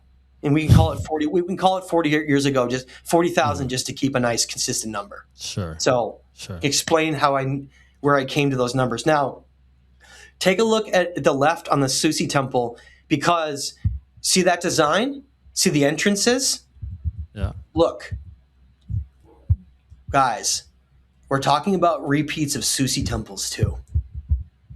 Okay? Look, ignore right now. Pretend that these breaks weren't here. See the outer design? Look. See how it sticks out on the corners and makes that design? Yeah. I believe these are all remnants of Susi-like temples, like this. Same, look, in entryway, look, 3-level step pyramid, then the T built in. There's your core concept repeated every single place around the world. Now that we've established that, what are all of these? What is all this? What is going on, Will?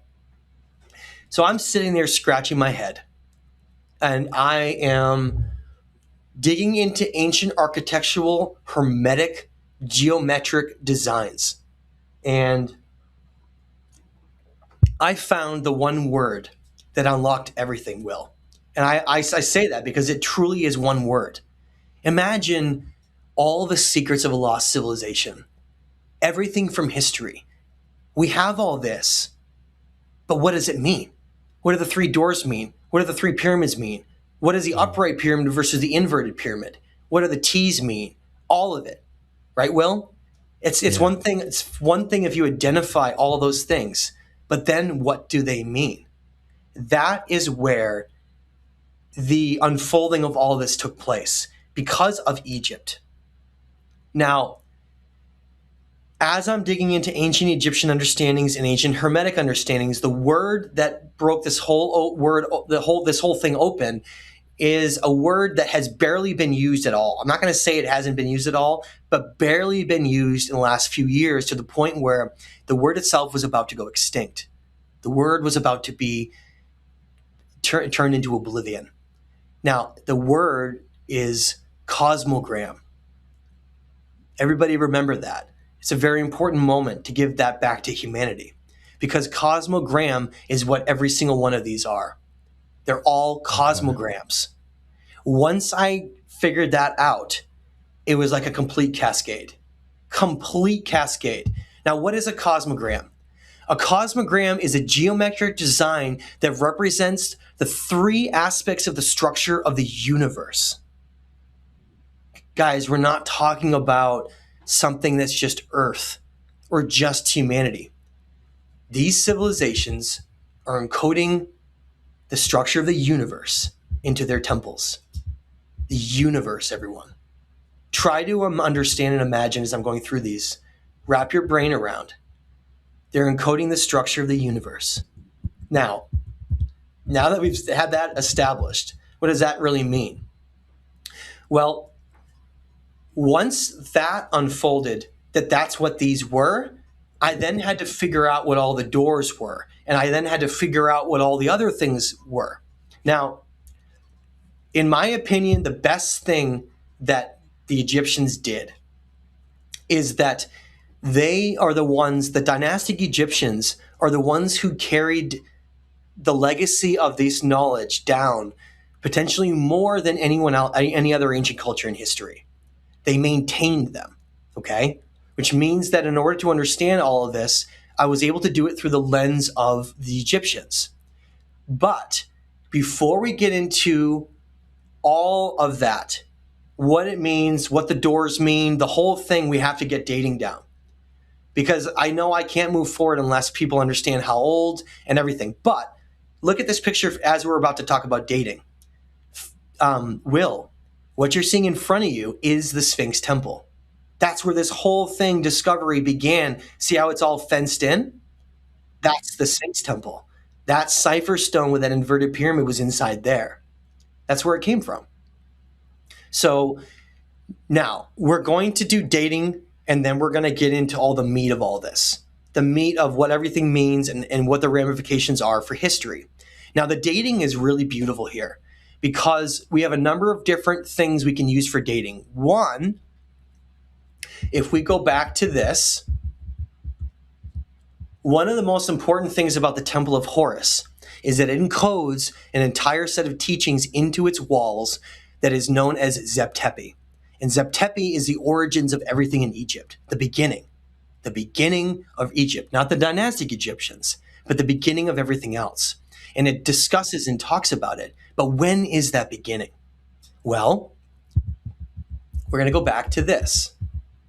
So here we're going to talk about dating very briefly before we move on, because look, some people listening to this are going to say, I'm still not convinced. I want to see dating. I want to understand this. And so let's do a little dating, and then we're going to get into the meat of what everything means and how it all unfolded for the meanings behind the symbols. So the image I'm showing in front of you, very timely, because again, you have the setting sun with what is also the Sphinx temple, and that shows you the enclosure, how it's closed off. You can't even get into it. Those gates are the Sphinx temple. So that's where that discovery was. That's where that stone is inside there. So let's get into dating. Now, the dating mechanisms we're using here are two primary dating mechanisms. One is we are dating the connections with the Sphinx and Leo. So we're going to get into that whole thing. And then the second piece of dating is what's called the last Champ or Adam's event. Now, the Sphinx is where we're going to begin. Now, based on our understanding of archetypal guardians, and so let me explain what archetypal guardians are. Right here at the top of this screen, I want to show this is from Vaughn. Now, at the top of the screen, you see the eagle guardians.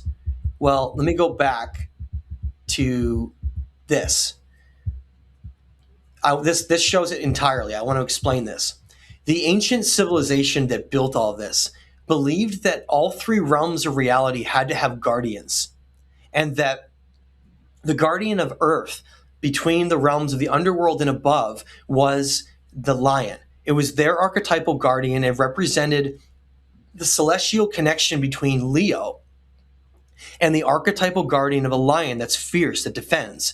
And they believed that that was how they would depict these specific guardians in every realm of reality. And so the upper celestial realms, you have the eagle guardian above, and then you can see the lion down below. That's what this whole depiction is showing you. It's actually showing you different realms of reality with different guardians. Now, knowing that, we can now bring in this understanding that the lion was a very significant guardian to this culture, very significant, to the point where we understand when you look at this and its connection, notice automatically that the Sphinx head is disproportionate to the body. That's because it used to be a lion, and the dynastic Egyptians recarved it as a pharaoh. Now, if you look and you try to understand from this lens, these cosmogram designs that are basically showing you, these cosmogram designs that are showing you the design of the universe woven into it, you have this giant archetypal guardian that is here guarding this realm of below and above. And that is anyone who studies ancient Egyptian understanding and this important guardian symbol will understand what that means. So let's go back now to where we were. Now, when we look at the Sphinx and we understand its role as a guardian, and we also understand its role as a celestial guardian, we look and you say, okay, so the Sphinx was based on Leo, and because the ancients believed that you want to create a synergy as above and below, and that Leo is a very important constellation that obviously represented the lion as a guardian. And so that was their primary guardian symbol for a lot of this ancient lost civilization around the world. So knowing that, and knowing that the dynastic Egyptians recarved the Sphinx to be a pharaoh, we have to understand that ancient relationship with the lion. Now, let's get into how they aligned things in ancient times. They were obsessed with this idea of the as above, so below, as within, so without, based on Hermeticism. And the understanding was that what's happening in the celestial above is also being mimicked and happening here, and that there is no separation between them. And so you'll see that's a theme as we're going forward. So they align very specific things like pyramids and guardians like the Sphinx with these constellations that during different ages. And to try to understand, to explain what ages are, you have what is called the Great Year, which is based on the precession of the equinox of the Earth. The reason for that is that the Earth is wobbling on its axis, and it tilts and it faces different constellations every 2,100 years. That's what zodiacs are. And they're tracking them based on ages. And it really does matter because every age, as we're moving from Pisces into Aquarius, every age comes along with its entire own set of consciousness and civilization reaching a certain levels. And it's a reflection of above and below. Yeah. That's why I would remind everybody listening to this is that as dark as Pisces was, only means that the balance of the opposite is what's going to be true for Aquarius. Just remember that. Mm-hmm. So the Great Sphinx, being a lion, is facing Leo, but when? Well, John Anthony West, the great hero who's no longer with us, along with Dr. Robert Schoch, they always had this debate over and over again because they knew that Leo and the lion were only aligned during two times in somewhat modern history until we go really far back. And number one, its alignment can only be either 12,000 or 38,000 years ago based on precession, which means we're blowing the dynastic Egyptians out of the water by over double. Yeah. By over double, even on the minimum date. Okay? The minimum date. Now, John Anthony West believed that ancient Egypt and Zep-Tepi, right? We had that connection with the Temple of Horus with what they call Zep-Tepi, written into the walls there of the very beginning of everything. John Anthony West believed that was 38,000 years ago. And I believe he was 100% correct. Because 12,000 years ago during the Older and Younger Dryas catastrophes, as we left the Pleistocene into the time period of the Holocene, was absolute disaster on the Earth. And I firmly believe, and that we can prove, that that is the time period in which these civilizations were all destroyed. Not when they were created, when they were destroyed. And that was the very end of the lost civilizations in history, and that everything that came out of that was the remnants of them. Now, I have a depiction here that shows mammoths because this is before the last ice age ended. And when we discount 12,000 years ago, which I think we can, considering it was absolute chaos on the Earth, we then go to the previous precessional age, which brings us right to 38,000 years ago. Why is that so important? Well, I want to get into talk about what I briefly mentioned before, which is called the last Shump or Adams event. Now, what that event is it's the last time in history that scientists have been able to prove, based on a combination of ice cores, tree rings, and lava fields, called the Lost Shump lava fields of France. That's why it's called the Lost Shump event. So what happened? They're studying these lava fields, and they find all of these bubbles that contain all of the environment at the time of that. And they're able to study the climate based on these air bubbles in these lava fields. And at the same time, scientists in New Zealand find these giant kauri trees that had basically fallen into these mud pits and were preserved when they died from a very specific event that was catastrophic across the Earth. Now, that event they've confirmed is the last geomagnetic excursion on the Earth. That's the last time we had that. Well, consider the Ziusudra Sumerian flood, the deluge. The Earth, it's been confirmed by scientists that geomagnetic excursion, that the Earth's North Pole wobbled off kilter by a significant amount and remained there for over 400 years. And that the entire geomagnetic excursion event of our poles, the magnetic sphere, was somewhere around 700 years. So why do I say that? Imagine the Earth tilting on its axis. You're going to get a bulge effect with the water because of how magnetism and gravity and how everything works. Now imagine descriptions of a deluge inundating entire parts of the Earth. That's how you can get your deluge. That's how you can destroy the old ancient world. And when was that event? 41,500 years ago. And when was the alignment of Egypt? Giza? 38,000 years ago, which means that it would have given this civilization that began at Ionis over 2,000 years to reach Egypt. It all lines up. It all lines up with ice cores and with these events of Zep Tepi and these alignments to constellations. Will, what do you think about that?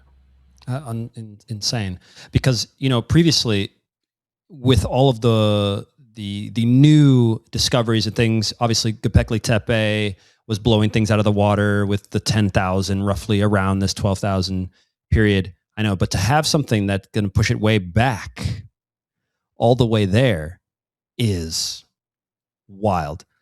And it means that this civilization, Will, you ready for this? This civilization mastered everything and existed for over 20,000 years. Try to wrap your head around that. Modern human culture. We were in a horse and buggy 600 years ago, 500 or 600 years ago. Yeah. Okay. They mastered and lived in a harmony for over 20,000 years. So that's the legacy they left, and that's the legacy that I'm about to go into. Oh, yeah, so fantastically more. Okay, so you're gonna go into what exactly? You're gonna go into what it is that you believe that they have now. Oh, okay. So I see. Now, based off this, break this whole thing down. I want to make sure we don't miss any details. So first thing is, this is the timeline that is accepted and taught for the last several hundred years. All right. Okay, by modern academia. So I really want everyone to pay attention to this because we're about to blow this whole thing open. So take a look at 10,000 BC on the left. We're going to start here. Mm-hmm. Good. We're told that at which was, if you had BC means you got to add 2,000 years. So 12,000 years ago, this is us. Hunter-gatherer Neolithic cultures, okay? What we're talking about now is pushing this back to 40,000 years of civilization, not hunter-gatherers, not Stone Age, the emergence of civilization itself, okay? Meaning that this group of hunter-gatherers, this kind of people, this is not how we began in the classical sense of how we think. It means that something else emerged out of this, in which we were then thrown back into this. Does that make sense to everybody? Yeah. So we have an entire chapter in which Neolithic hunter-gatherer cultures had to reemerge after 12,000 years ago. Reemerge. As well as the Neo-Akkadian Empire reemerging in Mesopotamia. That's the key here, reemerging, okay? Meaning that this entire chapter beyond this does not exist according to them. So going down here, the construction of the Great Pyramid of Giza, somewhere about 5,000 years ago, right? Right. How about 38,000 years ago? And that Khufu right here actually just built dynastic Egypt, recarved the pharaoh, and claimed that as being a tomb. So even though there's never been a pharaoh ever found in any of the Great Pyramids, and we know they're all buried in the Valley of the Temple, the Valley of the Kings, over 450 miles south. So now, this is a very critical moment right here. Very critical moment that we have to sit at for a second. Remember this lens right here, everyone. Okay? Rise of the Neo-Akkadian, get rid of the word Sumerian here, write in Neo-Akkadian and Assyrian cultures, okay? Egypt, all of this. Imagine empires emerge here. Assyrian Empire, Akkadian Empire, Babylonian Empire, Medes Empire, Ottoman empires, guys, Egyptian empires, they were an empire, okay? All of these, ancient Persian empires, all of them are in here. We then define our entire existence and origin as that. Does that make sense, Will? 100%. Yeah, that's what we've So been taught. we then say, look, guys, here we are now. We're fighting each other in wars around the world still. We are destroying our Earth. Oh, but we started here. That's what we are. That's what defines us. No, it doesn't. No, it doesn't. We're that other dog that instead of the first we're like two dogs, right? Humanity represent two puppies. That's what we are. The first puppy went to a beautiful home and was raised by a beautiful family with morals and became a beautiful dog, an amazing dog. Whereas the other dog was raised by a violent family that taught it war, taught it violence, and it became a vicious dog. Humanity became that second dog, not the first. Mm-hmm. Mm-hmm. We were never supposed to be that. We were groomed into violence, groomed into these empires right here, guys. This is the Assyrian Empire. This is the Persian Empire, Achaemenid Empire. Okay? This is the Medes Empire. We have defined our entire origin on this falsely. Everything since then is cascaded because of this. What I'm about to show and prove is that we never began there. Never. And that none of that even existed. And what we're now about to do is go through and redefine the entire human experience. Redefine reality itself. So, that is the ultimate question we begin at Chavuz Tepe, is who were we? Now, this ancient code around the world, we just showed it everywhere, right? Now let's break it all down. Here you're in Napa and Glacia, 3 doors. Step pyramid as an axis mundi. What is an axis mundi? It means you have a vertical and horizontal meeting to create above and below as that meeting point. Same design across the world in these ancient mysterious gateways that people around the world have thought this has got to be some kind of a gateway. Well, it is. Not only is this encoded as ancient knowledge, but there's also technology, and we'll get to what that technology is. So getting into breaking all this down, we're going to get through what all of these mean. Now, how did I figure this out? Mostly because of ancient Egypt. Again, I said the best thing they ever did is the dynastic Egyptians carried down the old traditions. Thank God they did, because we probably wouldn't have figured this out if it wasn't for them. The first thing are the 3 doors. The 3 doors. What do they mean? Well, ancient Egypt understood that reality was made up of only 3 pieces. All of it was mapped out. If anyone wants to read the Book of the Dead and others in ancient Egypt, you'll understand that Egypt has mapped out reality. They had mapped out the underworld, and they understood how reality and realms of reality worked. So the first place I went is to understand it through them, because they maintained it. Well, they understood that reality was made up of 3 pieces. The middle door, you ready for this?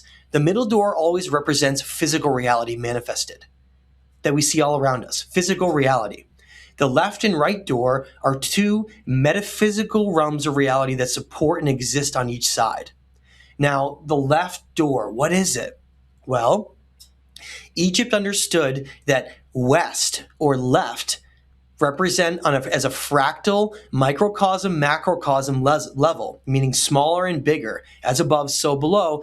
West always represented death, and that east, with the rising of the sun, was always resurrection, meaning that imagine they saw the sun and moon as a cycle of death and rebirth. That's how they saw the cosmos. So as the sun sets in the west, you have the death, right? And then as it sets in the east, you have the reemergence and the rebirth. The 3 doors represent the very same thing. That's how I was able to figure them out. So the left door represents the underworld or duat. And then the right door represents the celestial or higher realms. And I think people can probably understand that through also the lens of what's right in front of us. See these two figures? One is on the left, one is on the right. Now, you can also equate these to negative and positive, dark and light. There is no difference. There is no separation, meaning that this right here is the archetype of Enki, who is a positive god of knowledge preservation. He became the same archetype of Thoth and Hermes. There is no difference. That is the same teacher over and over and over again. He represents the positive or right side. On the left is his counterpoint, or his negative counterpoint, meaning if you have balance and you may have to maintain balance of all, you must have dark and light. Light can't exist without dark, and dark cannot exist without light. We'll get into all those teachings in a minute. I'm just explaining this as this part, meaning that, do you know who this is, Will? In ancient Sumer, in ancient Mesopotamia, Enki's counterpoint in the underworld. Yes, this entire depiction right here is the underworld. His counterpoint, because everybody just, if anyone's wondering, obviously Enki's in the underworld. Ziusudra went to the underworld to meet up with, or Ziusudra was in the underworld, and then Gilgamesh went to meet up with him there, because that's where the realm of Enki is. So positive, negative. Now, who is this? This is not Toshiba. I had made a mistake in my past because they had tried to create the lens, the Urartians and others, as this being solar depictions. It's not. This is the underworld, meaning that, who is this? For everyone listening, this is Nergal. This is his counterpoint in the underworld. He is the god of death, the god of war. He's his opposite. They must maintain that, which means in the celestial realms, do you know who Enki's counterpoint is? Marduk, and his counterpoint is Enlil. So the reason why Enlil is a negative god above is that you have to have negative and positive below and negative positive below above. Each realm of reality has to have that. So that's how we can essentially understand, is that you have underworld, duat, middle door, physical reality, and celestial higher realms. Both of these are non-physical. I cannot express that enough. Non-physical realms of reality. They together manifest physical reality. Now, Enki right here, or Haldi, is passing the seeds of knowledge to the tree of life. The tree of life is a metaphor also for consciousness. They believe that everything is one and everything is connected and that there is no separation. And I'll explain how I know that that's what it means. So there he's passing that. The cup or the chalice means a spiritual or religious doctrine, meaning it's a metaphysical, spiritual teaching. And then right above him, above his head, he has a circle here. And the circle represents life. And we'll get into how we know that. Now, he's manifesting this into physical reality in the center, right here. Above that is the manifestation of ascension into 7 spokes that flower like the 7 chakras will. And on each side are the 2 guardians of those realms of reality with 2 rabbits that they're holding, which represent balance and fertility. And so you have this blossoming. And so what is this? It's basically only the most important relief in the world that depicts the path of ascension and how everything is balanced. And we're going to get into how we know all of these in as we go along, because it's based on a whole set of teachings that revolve around Hermeticism and natural law. And that's how we get here. Now, Will, based on Egyptian knowledge, you then understand that if both of these symbols are these combination, because it's not, I guess you really wouldn't say it's one symbol, right? Because it's 3 doors, 3 upright pyramids, 3 inverted pyramids, and then the T. Mm-hmm. But you really would kind of put them into 2 categories. So having said that, now we can go through it. Well, imagine here you have a mirroring of 3 realms of reality. See, 1, 2, 3, 1, 2, 3, yep. And 1, 2, 3, and the same mirroring on the other counterpart. Well, the T is essentially all of that together, but it represents balance. That's what it is.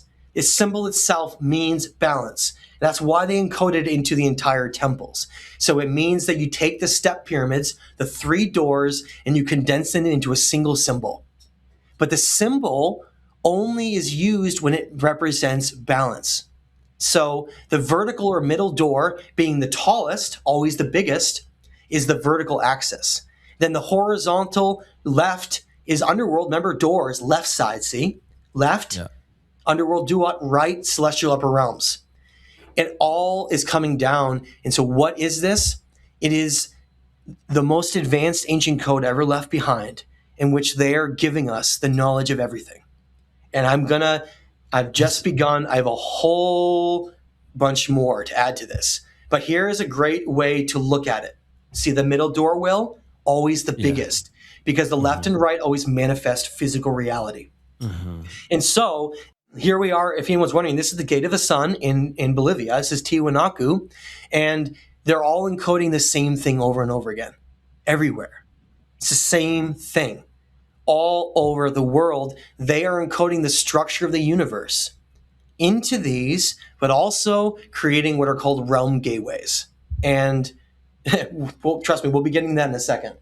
What's blowing my mind also right here is that I'm seeing, and especially in what you had just showed as well with Enki, this parallel that I'm seeing all over. It's carried its way throughout so many different other cultures. I see it in the chakra system. I see it in the Kabbalah. I see it in the pillar of mercy and the pillar of severity. Right. Now my brain is going to miss all of these, but the point being essentially that this encompassing, we can't seem to escape this. If this is the origin of that, everything that's, flowered off of it has been an attempt to simply display this that we've forgotten, and so I think I find it insane that it was the original, that this has been encoded everywhere, and it tells us how important it is. But understanding that it all has to do with balance, which is also another thing that you find with the chakras, you find within the Kabbalah system, finding that middle path, right? And Taoism was where I was also going to go as well. Yeah, exactly. The fact that this is if they had to encode one thing, if they had to encode, if we have to pass down some knowledge, what is it that we're gonna pass down? Well, this is the most important. This is the thing that we need you to understand. It's otherworldly, So go ahead. You were going to just now describe where this is going to flower out to. And the beautiful thing, Will, just to add on what you said just briefly, is that, remember, they were masters at tracking cycles. And I firmly believe that they understood that they were all going to be destroyed.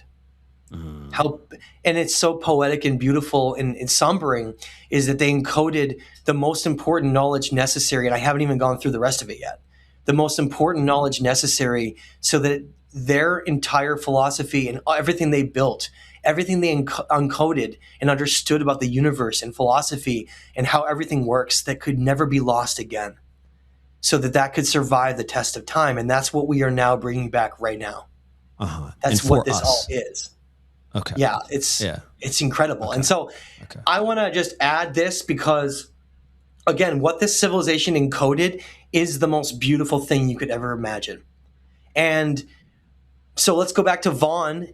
In Turkey, you have 3 sites that show 3 flowers that is so beautiful to represent the 3 doors. So remember this. Now imagine they created 3 flowers to represent each one. It's so beautiful. And 3 structures too. So first thing is, you have the underworld temple, which is what the underwater temple is. And I'll show in 1 second why I know that is. But it forms a perfect circle.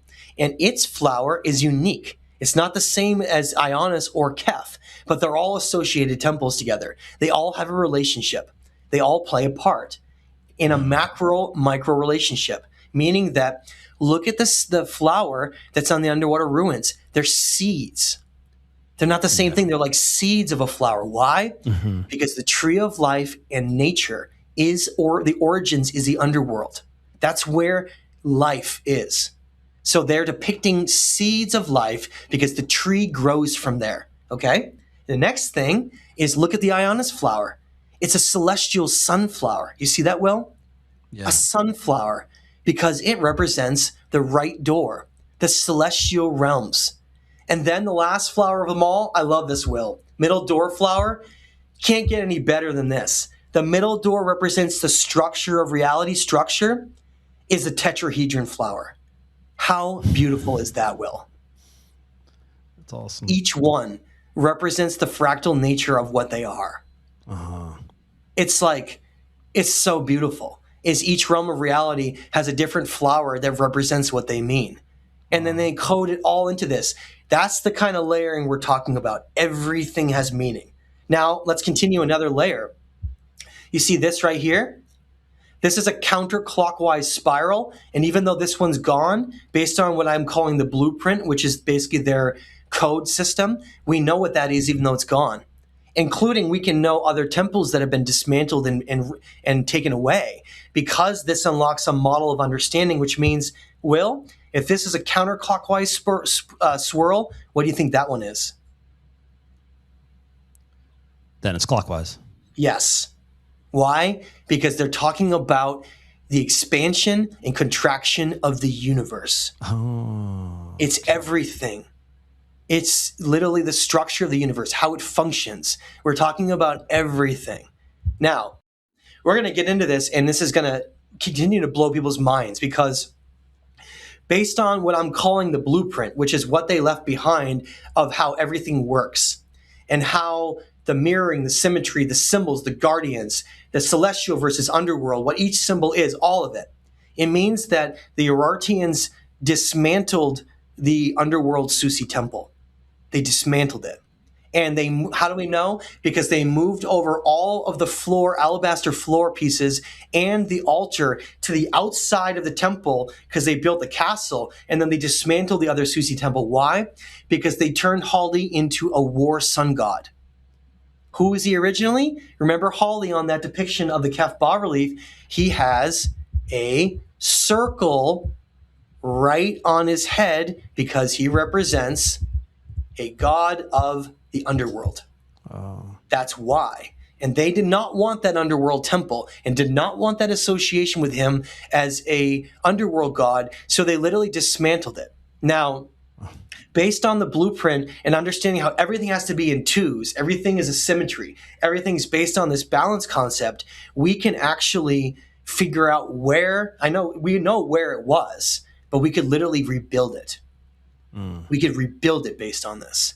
And now, what are these? I firmly believe, Will, that this is how Gilgamesh got to the underworld. I kid you not. The only gateway. That's what these are. They're gateways to the other doors, guys. That's what their purpose is. They're literally designed to be metaphysical gateways so you can go there consciously, not physically. Whoa, I got to interrupt you. you. Okay, so you're telling me kind of like this would be, and obviously, like you said, these are metaphysical, non-physical realities, the upper and lower, which are then creating our physical reality, but these are gateways in order to get there. Are you stating then the conduit to get there, you said consciousness, is that getting into an altered state, being able to then utilize? Yes, we are the final component. And I'll explain it when I get into the technologies, that consciousness and humans are the final piece that's needed. We are an integral part in all of this. It's a technology that uses consciousness and what's called piezoelectric properties of stones and other alchemical type of things as well, including that the altar had gold rods in increments built into it. There's a whole entire concept here of alchemy and ancient stones and basically what is like magic that we don't understand. They had forms of technology that are completely different that connected to the universe. Our technology is almost silly compared to theirs. Okay, because that's what we've always suspected. I've at least always suspected. I know we talked about this in our stuff. What if humanity took a sharp turn left? Now we're headed towards transhumanism. We would at least in technology and a distance from nature. Well, what about a society that lived, the opposite and had, let's say, 20,000 years of thriving? What would they have done? Well, they would use what is ultimate consciousness and remember and stick with nature and understand that consciousness is fundamental, and they would have technology that would be intertwined with that. Well, yeah, but not only that, but they realize that it's an essential component of all of it. And I'm going to get into it in a minute, is that they realize that the human is a fractal of the entire source conscious field of the universe, and that we are an expression of source itself, like a direct expression that is very fundamentally important. Yeah. Okay. Wow. And again, we're going to get into this, but look, how do you know what I'm saying here? Look, over and over again, you repeat the flame, the holy flame, and the spoke of the sun over and over and over again. That's what it means. It's a holy flame, the sun. We'll get into it. But that's what this is repeating, because this is a celestial Susi temple. That's what its purpose is. That's why all the guardians have wings. Look, the lion is right there, everyone, right here. This is the lion. This is the eagle. This, and then they're repeating, and then the human. So there's 3 guardians of each realm, right? You have them repeating over and over again for each one. That's what it's beautiful, actually. And now this is where we get into the heart, everyone. This is where you got to take notes. If you don't think that we've come exciting to a place where it was complex, this is where we truly go down the rabbit hole. Get ready. Now, this is where I would consider the most important of all the breakthroughs I ever made, even more than Cosmogram. This right here. Because of one specific thing, is that this is what links all of Hermeticism and the Kabbalion. This is it, right here. This is your link if we want to understand how they understood the universe, how all these esoteric mysticism, how all that plays a part, right here. Now, each Susi temple had an altar. We have 2 altars, which means the other one was the other Susi temple, in which, of course, they dismantled, which I want to rebuild, and someday. And this altar right here, both altars would have been exactly the same, though, because that's how the model works, the blueprint. Yeah. They have to be identical. Yeah. But there's 2 symbols on the altar, not one. 2 symbols that repeat over and over and over again. Now, this is the altar at Ionis, okay? This is the heart of everything. This is the focus. This is how I believe the technology of a realm gate existed, or that you would lay on the altar, because the altar itself was a T. I'm sure you're not surprised by that, Will. Yeah, no, not at all. Okay. Now, on the left, I want to show this. This is a depiction of what the altar looks like if you were to have it drawn out. And this is a rod that has the spirals like the underwater ruins, see? And the 2 symbols in the altar repeating. This is the only gold rod that survived that goes into the bottom of the altar. This is in the Von Museum. They only found one, well, because it's gold, and the Urartians must have used the rest of it. Yeah. So, okay. So the altar has 3 guardians repeating over and over again. Now, you can see these guardians. Now, look closely. This is where it gets really exciting. See how it's an eagle? There's your eagle, on just like the Kef. This is the realm. This guards the celestial realms, right? Eagles fly the highest. Then you have Haldi right here. He is like the human version of the knowledge bringer, who represents like the middle door guardian, right? Yeah. Yep. And then you have the other guardian of the underworld realms, basically, which is like kind of like you could kind of call him a little bit like a dragon god, or he's a combination that, because we would think of this as a griffin in ancient Greece, right? The griffin combines the lion with the eagle. And so you're getting the lion combined here with what is almost like a dragon. So they're the 3 guardians of the 3 realms of reality, okay? Now, if we were to try to understand where the lion comes in, that's the lion. So it's like a lion dragon. That's what it's like, okay? So eagle, lion, and then the human. 3 different realms of reality, 3 gateway guardians. Now, within this, they are guarding only 2 things, Will, that repeat. Okay. The 2 things that repeat is a flame and a circle. Over and over again on this altar. There's the flame. You want to see it in real life. There's the circle. Now, the circle right here is exactly the same symbol that's above Haldi's head. Here. Same symbol that's above his head because he's the god of preservation and life. So that's how we know, okay? And then the flame is what's called the holy flame. Now, how do we know these? This is where I literally had a heart attack also. I know I've had a lot of heart attacks, but this is that moment where you're like, oh my God, this is too good to be true. This artifact is from a place called Altan Tepe. Same repeating flame and circle over and over again, right? All three are all Susi temple. They're all Susi temple sites. Now, I am a deep study of Hermeticism. I have anyone who watches the shows, I've talked about this passage. I've been obsessed with this passage for years because I recognize that it was the most important passage echoed of anything in Hermeticism, period. If there was one takeaway that it focuses on, it's this. So what is this? Well, it's a famous story in the Hermetica called Poimander the Great Dragon. Now, in this depiction, the dragon represents the mind of God. So it's essentially like source, okay? Yeah. And Hermes, in the story, and Hermes is the equivalent of Thoth in Egypt. He's a messenger. He's just like Enki.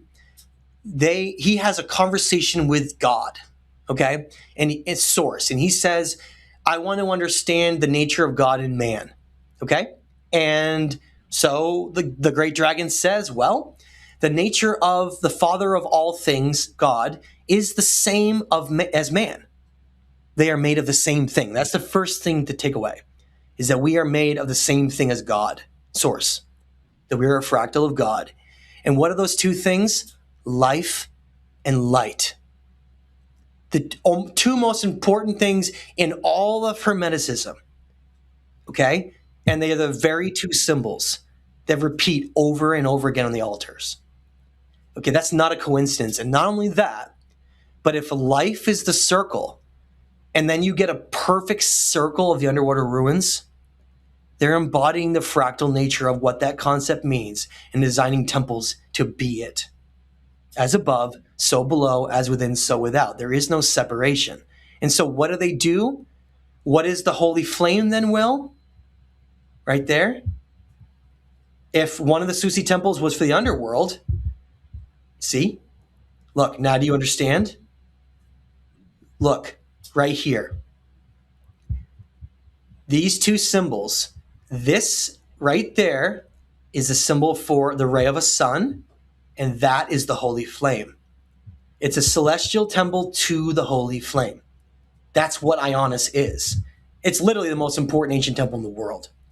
And then its counterpart temple, right? The circle of life, the temple life, would have been its counterpart Susi temple. And we know that it was there because there's buttress pillars surrounding nothing right now. And of course, all the alabaster floors and all that stuff was removed. But so now you have the same repeating symbols that prove that Hermeticism is the origins of all of this knowledge, right? The Kabbalion, all of that is an origin from this. That's what all esoteric mysticism is based on, and this proves it. This now gives us a direct link. So what is it all? Well, now we can break it all down. Hermes and Thoth are guardians of sacred knowledge. Their entire purpose is like Enki. It's to be preservers of knowledge when systems and that knowledge is being threatened. There is a balance that has to always be maintained here. Those guardians maintain that balance, if that makes sense. They are, the Anuna are what we call guardians of balance, and they're administrators of cycles. They're cycle masters. They're cycle masters of the universe. They're fractal sources of God. And we are, you could think of us more like actors on the great stage of the universe. That's what we are. We're acting in a great play. All of the world is a stage. We're all playing roles. And we forgot our roles, though, unfortunately. And so we now get direct connections to Hermes, to Thoth. The whole thing unlocks. You now realize all knowledge, all philosophy, all knowledge into the ancient cultures, mysticism, esoteric traditions, it all came from this. They are simply the remnants of the greatest civilization that ever existed in our history. Okay. And all their depictions show no war. They show complete harmony and all balance. They show a direct relationship of the universe and Earth. Now, and let's get into it. For all those listening to this, I'm going to read this out because some people really like audio and I think it's important. So it's all based on what's called Hermeticism. This existed before Christianity, and of course, we're going to go down that road too. I have to speed it up because I am running out of time. So Hermeticism is a philosophical tradition concerned with the underlying order of reality itself. It teaches that the universe operates according to consistent principles that link mind, nature, and cosmos, and that these principles can be understood through symbolism, geometry, and observation, rather than belief or doctrine. So remember that. It's a system of universal principles that govern all of reality itself. Reality, according to their understanding, is ordered, intelligent, interconnected. Knowledge is conveyed through symbolism and allegory. The emphasis is on harmony between consciousness, nature, and the cosmos. Encoded into sacred texts, geometry, and the architecture of these temple layouts. Do you understand, Will? Not only does all of this make sense, it is almost like this is the gold of what everyone essentially is searching for. It reminds me of Prisca theology, or I can't remember this term that was floating around the Renaissance period, where that search for but not theosophy. There's a Prisca theologia. There is someone in the comments will definitely put it there. My Latin is awful, but this search for the religion that would encompass essentially everything, that it could explain everything in this. Yes. This Hermeticism does this in the way that you've presented this, and with this being most likely the truth, that balance, and that their search for a complete, that we are not a separate portion of the universe. We are the universe. We've lost the plot in many ways, right? We as the humans, right? I mean, it leads me to such another, and we're going to have another podcast, and literally we should just have another podcast next week to talk about the implications of this. And I'm serious, because now that you've presented in many ways what this is. I'm not even done yet. Yeah. I know you're not. I know you're done. We can even do a part 2.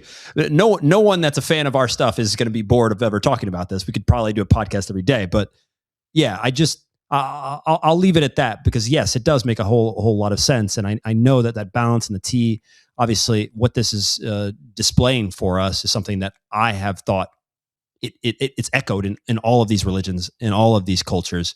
It has to be more important than what we give it now today. It's everything. It's what humanity has lost and been searching for thousands of years. It gives meaning back to every single thing in our existence.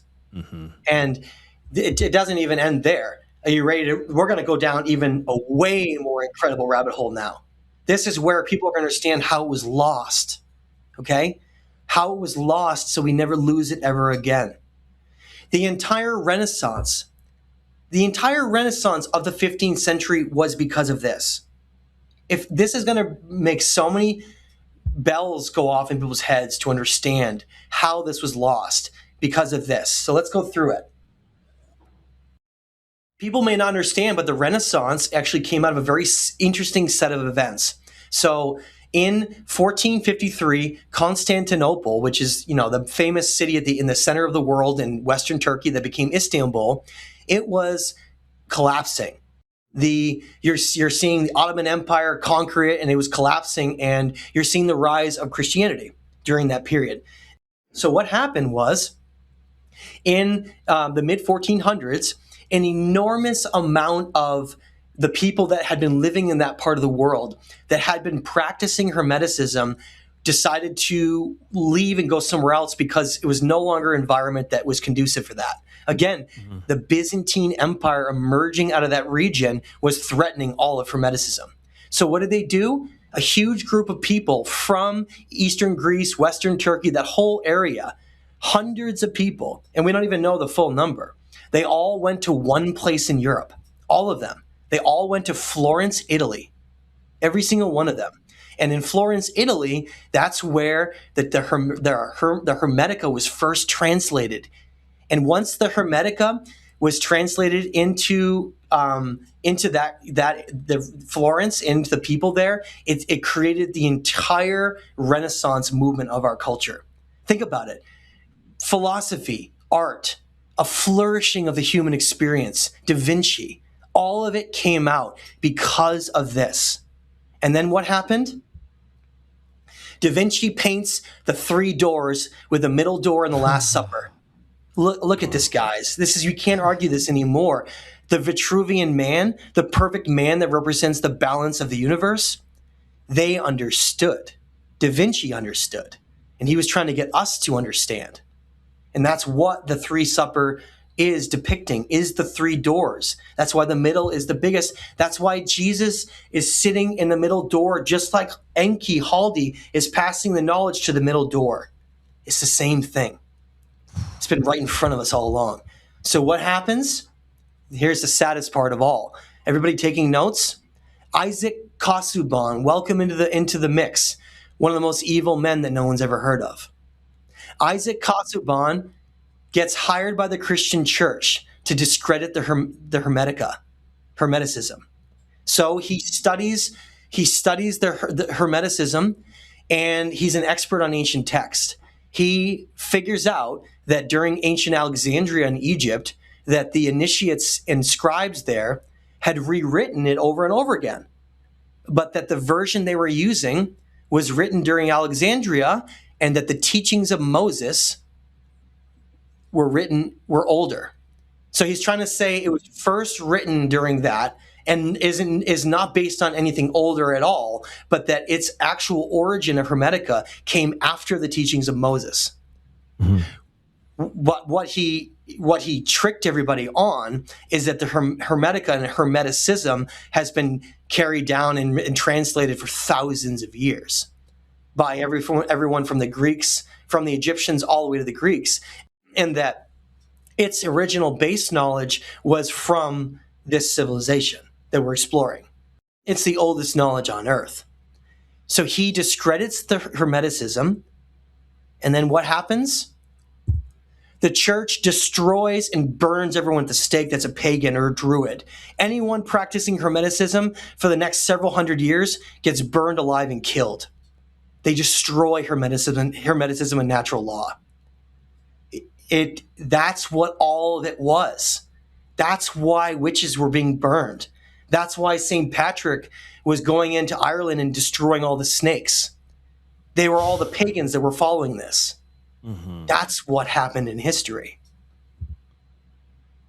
Give a moment for that sad, sombering time of our history. That's why we became so disconnected after. That's why after this, you had the birth of the most violent time in human history. Why, Will? Because monotheistic religions took away the blueprint of the universe and how everything worked, and then created their own rules. Which is sad, because that's still where we're fighting back against today, even having to deal with, is there a non-physical realm, how you should stay connected to nature, all of the rest of those things. We're still even fighting for whether or not they exist, rather than what we could be utilizing our own consciousness to connect with, etc. But it's worse than that, because then the monotheistic church blocks off the underworld, the source of life and a lot of knowledge, and they close off what is a path of ascension, which is below and above. So we're going to get into that in a second. But first, natural law. Natural law is what Hermeticism is. It's based on natural law. Natural law refers to the inherent principles that govern nature and reality. It's independent of human authority or belief. I can't state that enough. What I found is not my belief. It cannot be disproved. That's the whole point. It's not anything to do with me. I just found what they left us.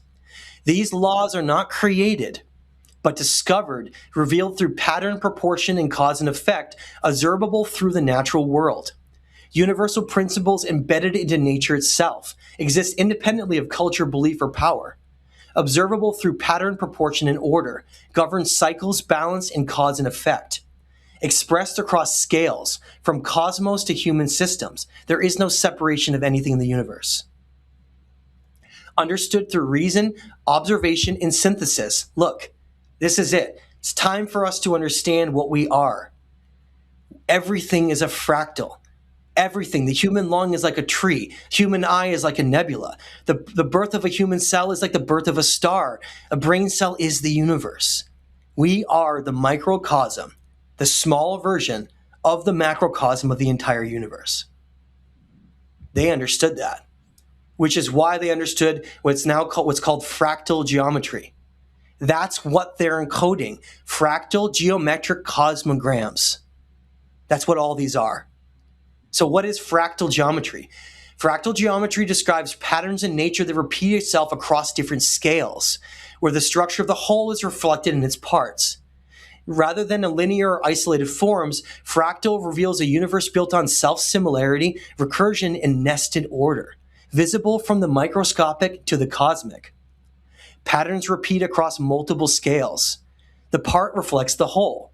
Structures are recursive, not linear. Found throughout nature, plants, rivers, coastline, galaxies, emphasizes relationship and proportion, not symmetry alone. Fractals show that complexity emerges from repeating rules. Okay? They left this for us so that we could find our way back. This is everything. This will transform every single thing in humanity. Look, a fingerprint is the same as a core of a tree. A river is the same as a blood cells inside of us. Look, a shell, same of a galaxy, same as a hurricane. It's been in front of us all along. So, as we're concluding now, remember, there is no separation. As above, so below. As within, so without. The body is a temple. Consciousness in society is a temple. You must balance the temple within, and then you must create and balance the temple without. It has always been the same thing. That is the core of Freemasonry. That's why the first 13 presidents of the United States were Freemasons. They were trying to recreate this. That's the whole point. It's been here all along. Okay? And now look, what is the blueprint? What did I find?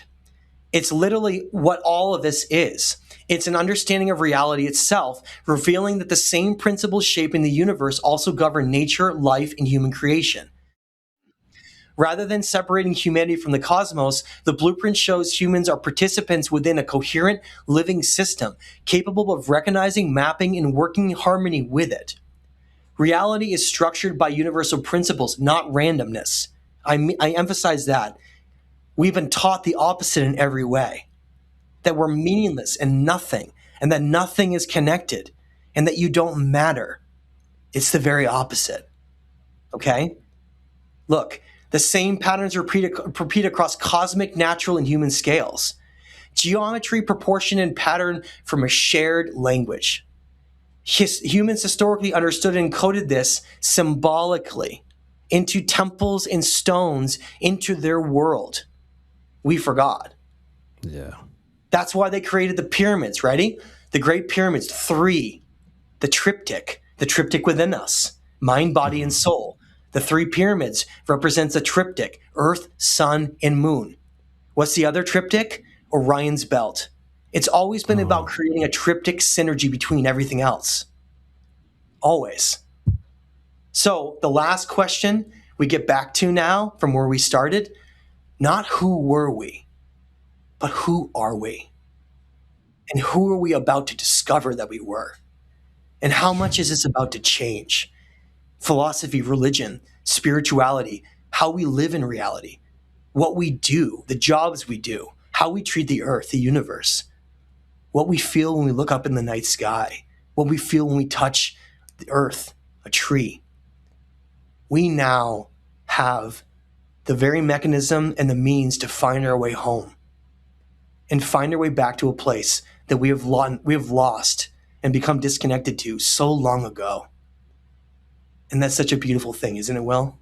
It's unreal. Unreal. I had no idea. And now I understand what you meant by you didn't know that you were going to be getting into Hermeticism when you thought that you were just seeing a few things on your little poster, just thinking, oh, okay, that's cool. Oh, well, these are just some signs there.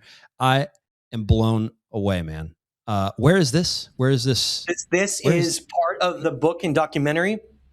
I identified 3 temples in Cambodia that were completely separate from the rest of the Khmer Empire that had the exact same symbols above very much older temples that were not Khmer. So we explored all of them. This is Nam Bakang, it's called.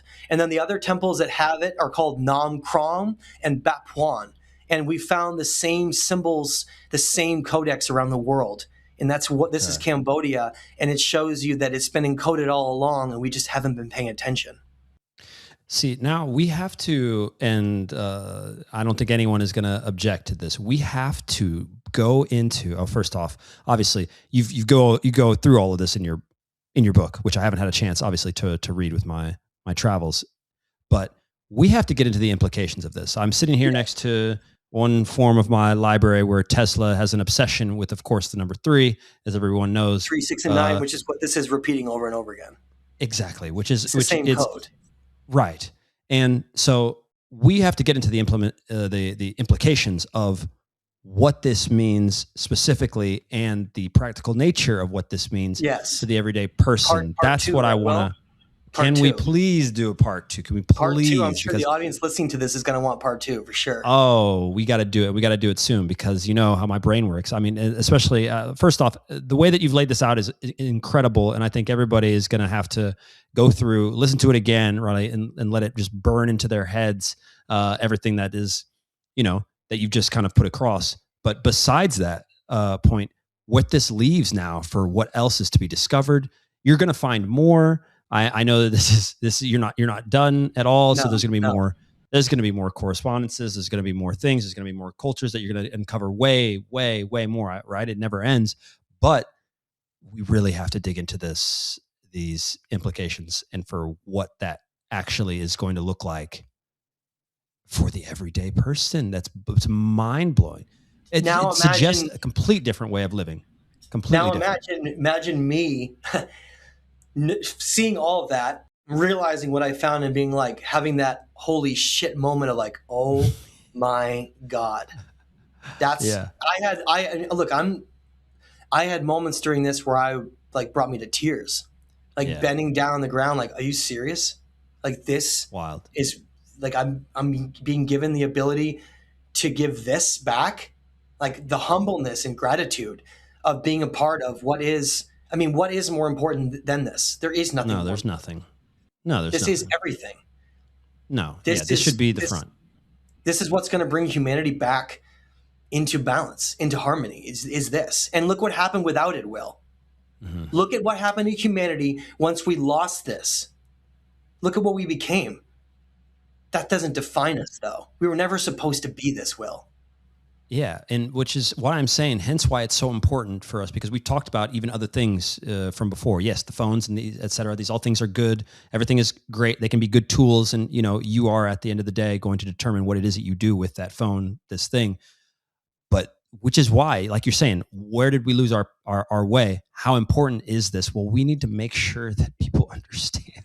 Right. This is people have to understand. It's because we can just watch this and look like that's cool. Hermeticism is cool. Boom. Netflix, get my brain programmed in a certain way and just kind of continue on. We have that danger. And so I'm really looking forward to us going even deeper on that in a certain way. Now that the basis has been laid out and that people can understand this is what's up now. All right. And so I think everybody who's watching this is also going to want to, put their hands into this. This is a type of technology and consciousness where you are that technology. Yes. You're going to want to dig into that, activate that, utilize that in your own life. What does that mean more? And so, listen, thanks guys. Everybody, obviously I know this is going to be all over our channels and stuff like this. So, check the links, check all the descriptions, grab the book, which is going to go into more stuff that we couldn't obviously get into in this couple hours that we did. And I know there's going to be more coming. Maybe you just want to, is there a little teaser other than the fact that we're going to go over? Yeah, sure. I'll give a couple little, where we're going now, what we're doing, all of this. So when I came across this, obviously I couldn't just talk about it on a podcast because it's a really big discovery. It's huge. Implications are staggering. So I had to finish the book. I had to protect all of this in the book. And honestly, I'm not just trying to peddle the book. My heart and soul went into the missing key. Honestly, this lays all of it out to preserve it, so that if something happens to me tomorrow, that this will survive, and that this will still be planted to grow, and that it won't ever be lost again. So that's what that book is. My heart and soul, the journey, it's everything. The discovery, it's everything in one. And so people have already given such great feedback and really loved it, and I'm very proud. It's by far the most important thing I've ever created is that book, and to me it's a legacy, which I'm hoping this ends up being between you and I as well, because these are laying this foundation for humanity, laying it down. And the second thing I want to mention is that I have a whole lifetime now of trying to now explain this and the implications for it, for society. And we keep this whole idea of citizen archaeology that started because of this, not just me, but other people finding things. I want this to be like a movement that takes off. You could be someone that finds the next piece of this. You just have to go look at site layouts and find the same patterns and everything. And we're all in this together. Humanity is about to go down a road where everything is going to change and transform. This can't be stopped. You can't put this back. There is no going back. It is over. The lost civilization debate, it's over. Who we are, what we were once connected to, and what our origins are and what we're based on, it's over. We have it now. Yeah. Now we need to make sure we utilize it the right way, and everyone realizes we're a steward in this. We're a steward of Earth. We're a steward of the universe. It's time for us to step up, remember who we are once again, remember our power, and remember all that we've lost and who we can become once again. Incredible, Let me just mention one more thing here, before I jump here, is that because of this, we now had to delay the filming of the documentary. We are going to Egypt May 1st with the whole team, because we have to film this now. It's now a huge part of the documentary to end it. And there's already been a lot of call outs for potentially a Missing Key 2, not only a book, but a documentary, which goes to Iran, Saudi Arabia, all these places we couldn't go to. And so there's a lot of expeditions, exploring, working with archaeologists at places like Ionis to uncover, like, where did all the blocks for the other Susi temple go, right? There's so much now that we can put back together and understand based on this and recreate their world. I think it's never really been about necessarily just becoming them, but I think because we're already a hybrid, that's different. But it is about incorporating the best aspects of what they were into us. Because here's the truth, Will, is that the trajectory we're going on right now, I think that's the whole reason why this is emerging now. Because the balance and harmony and what was going forward was threatened. This emerges always during age changes. Mm-hmm. Yeah, I mean, anybody that can't feel what seems to be like an awakening, you'd have to say that you're truly, truly ignorant of what's happening within the consciousness and the zeitgeist currently, because it does feel like this is the type of stuff that is happening. People are becoming awake.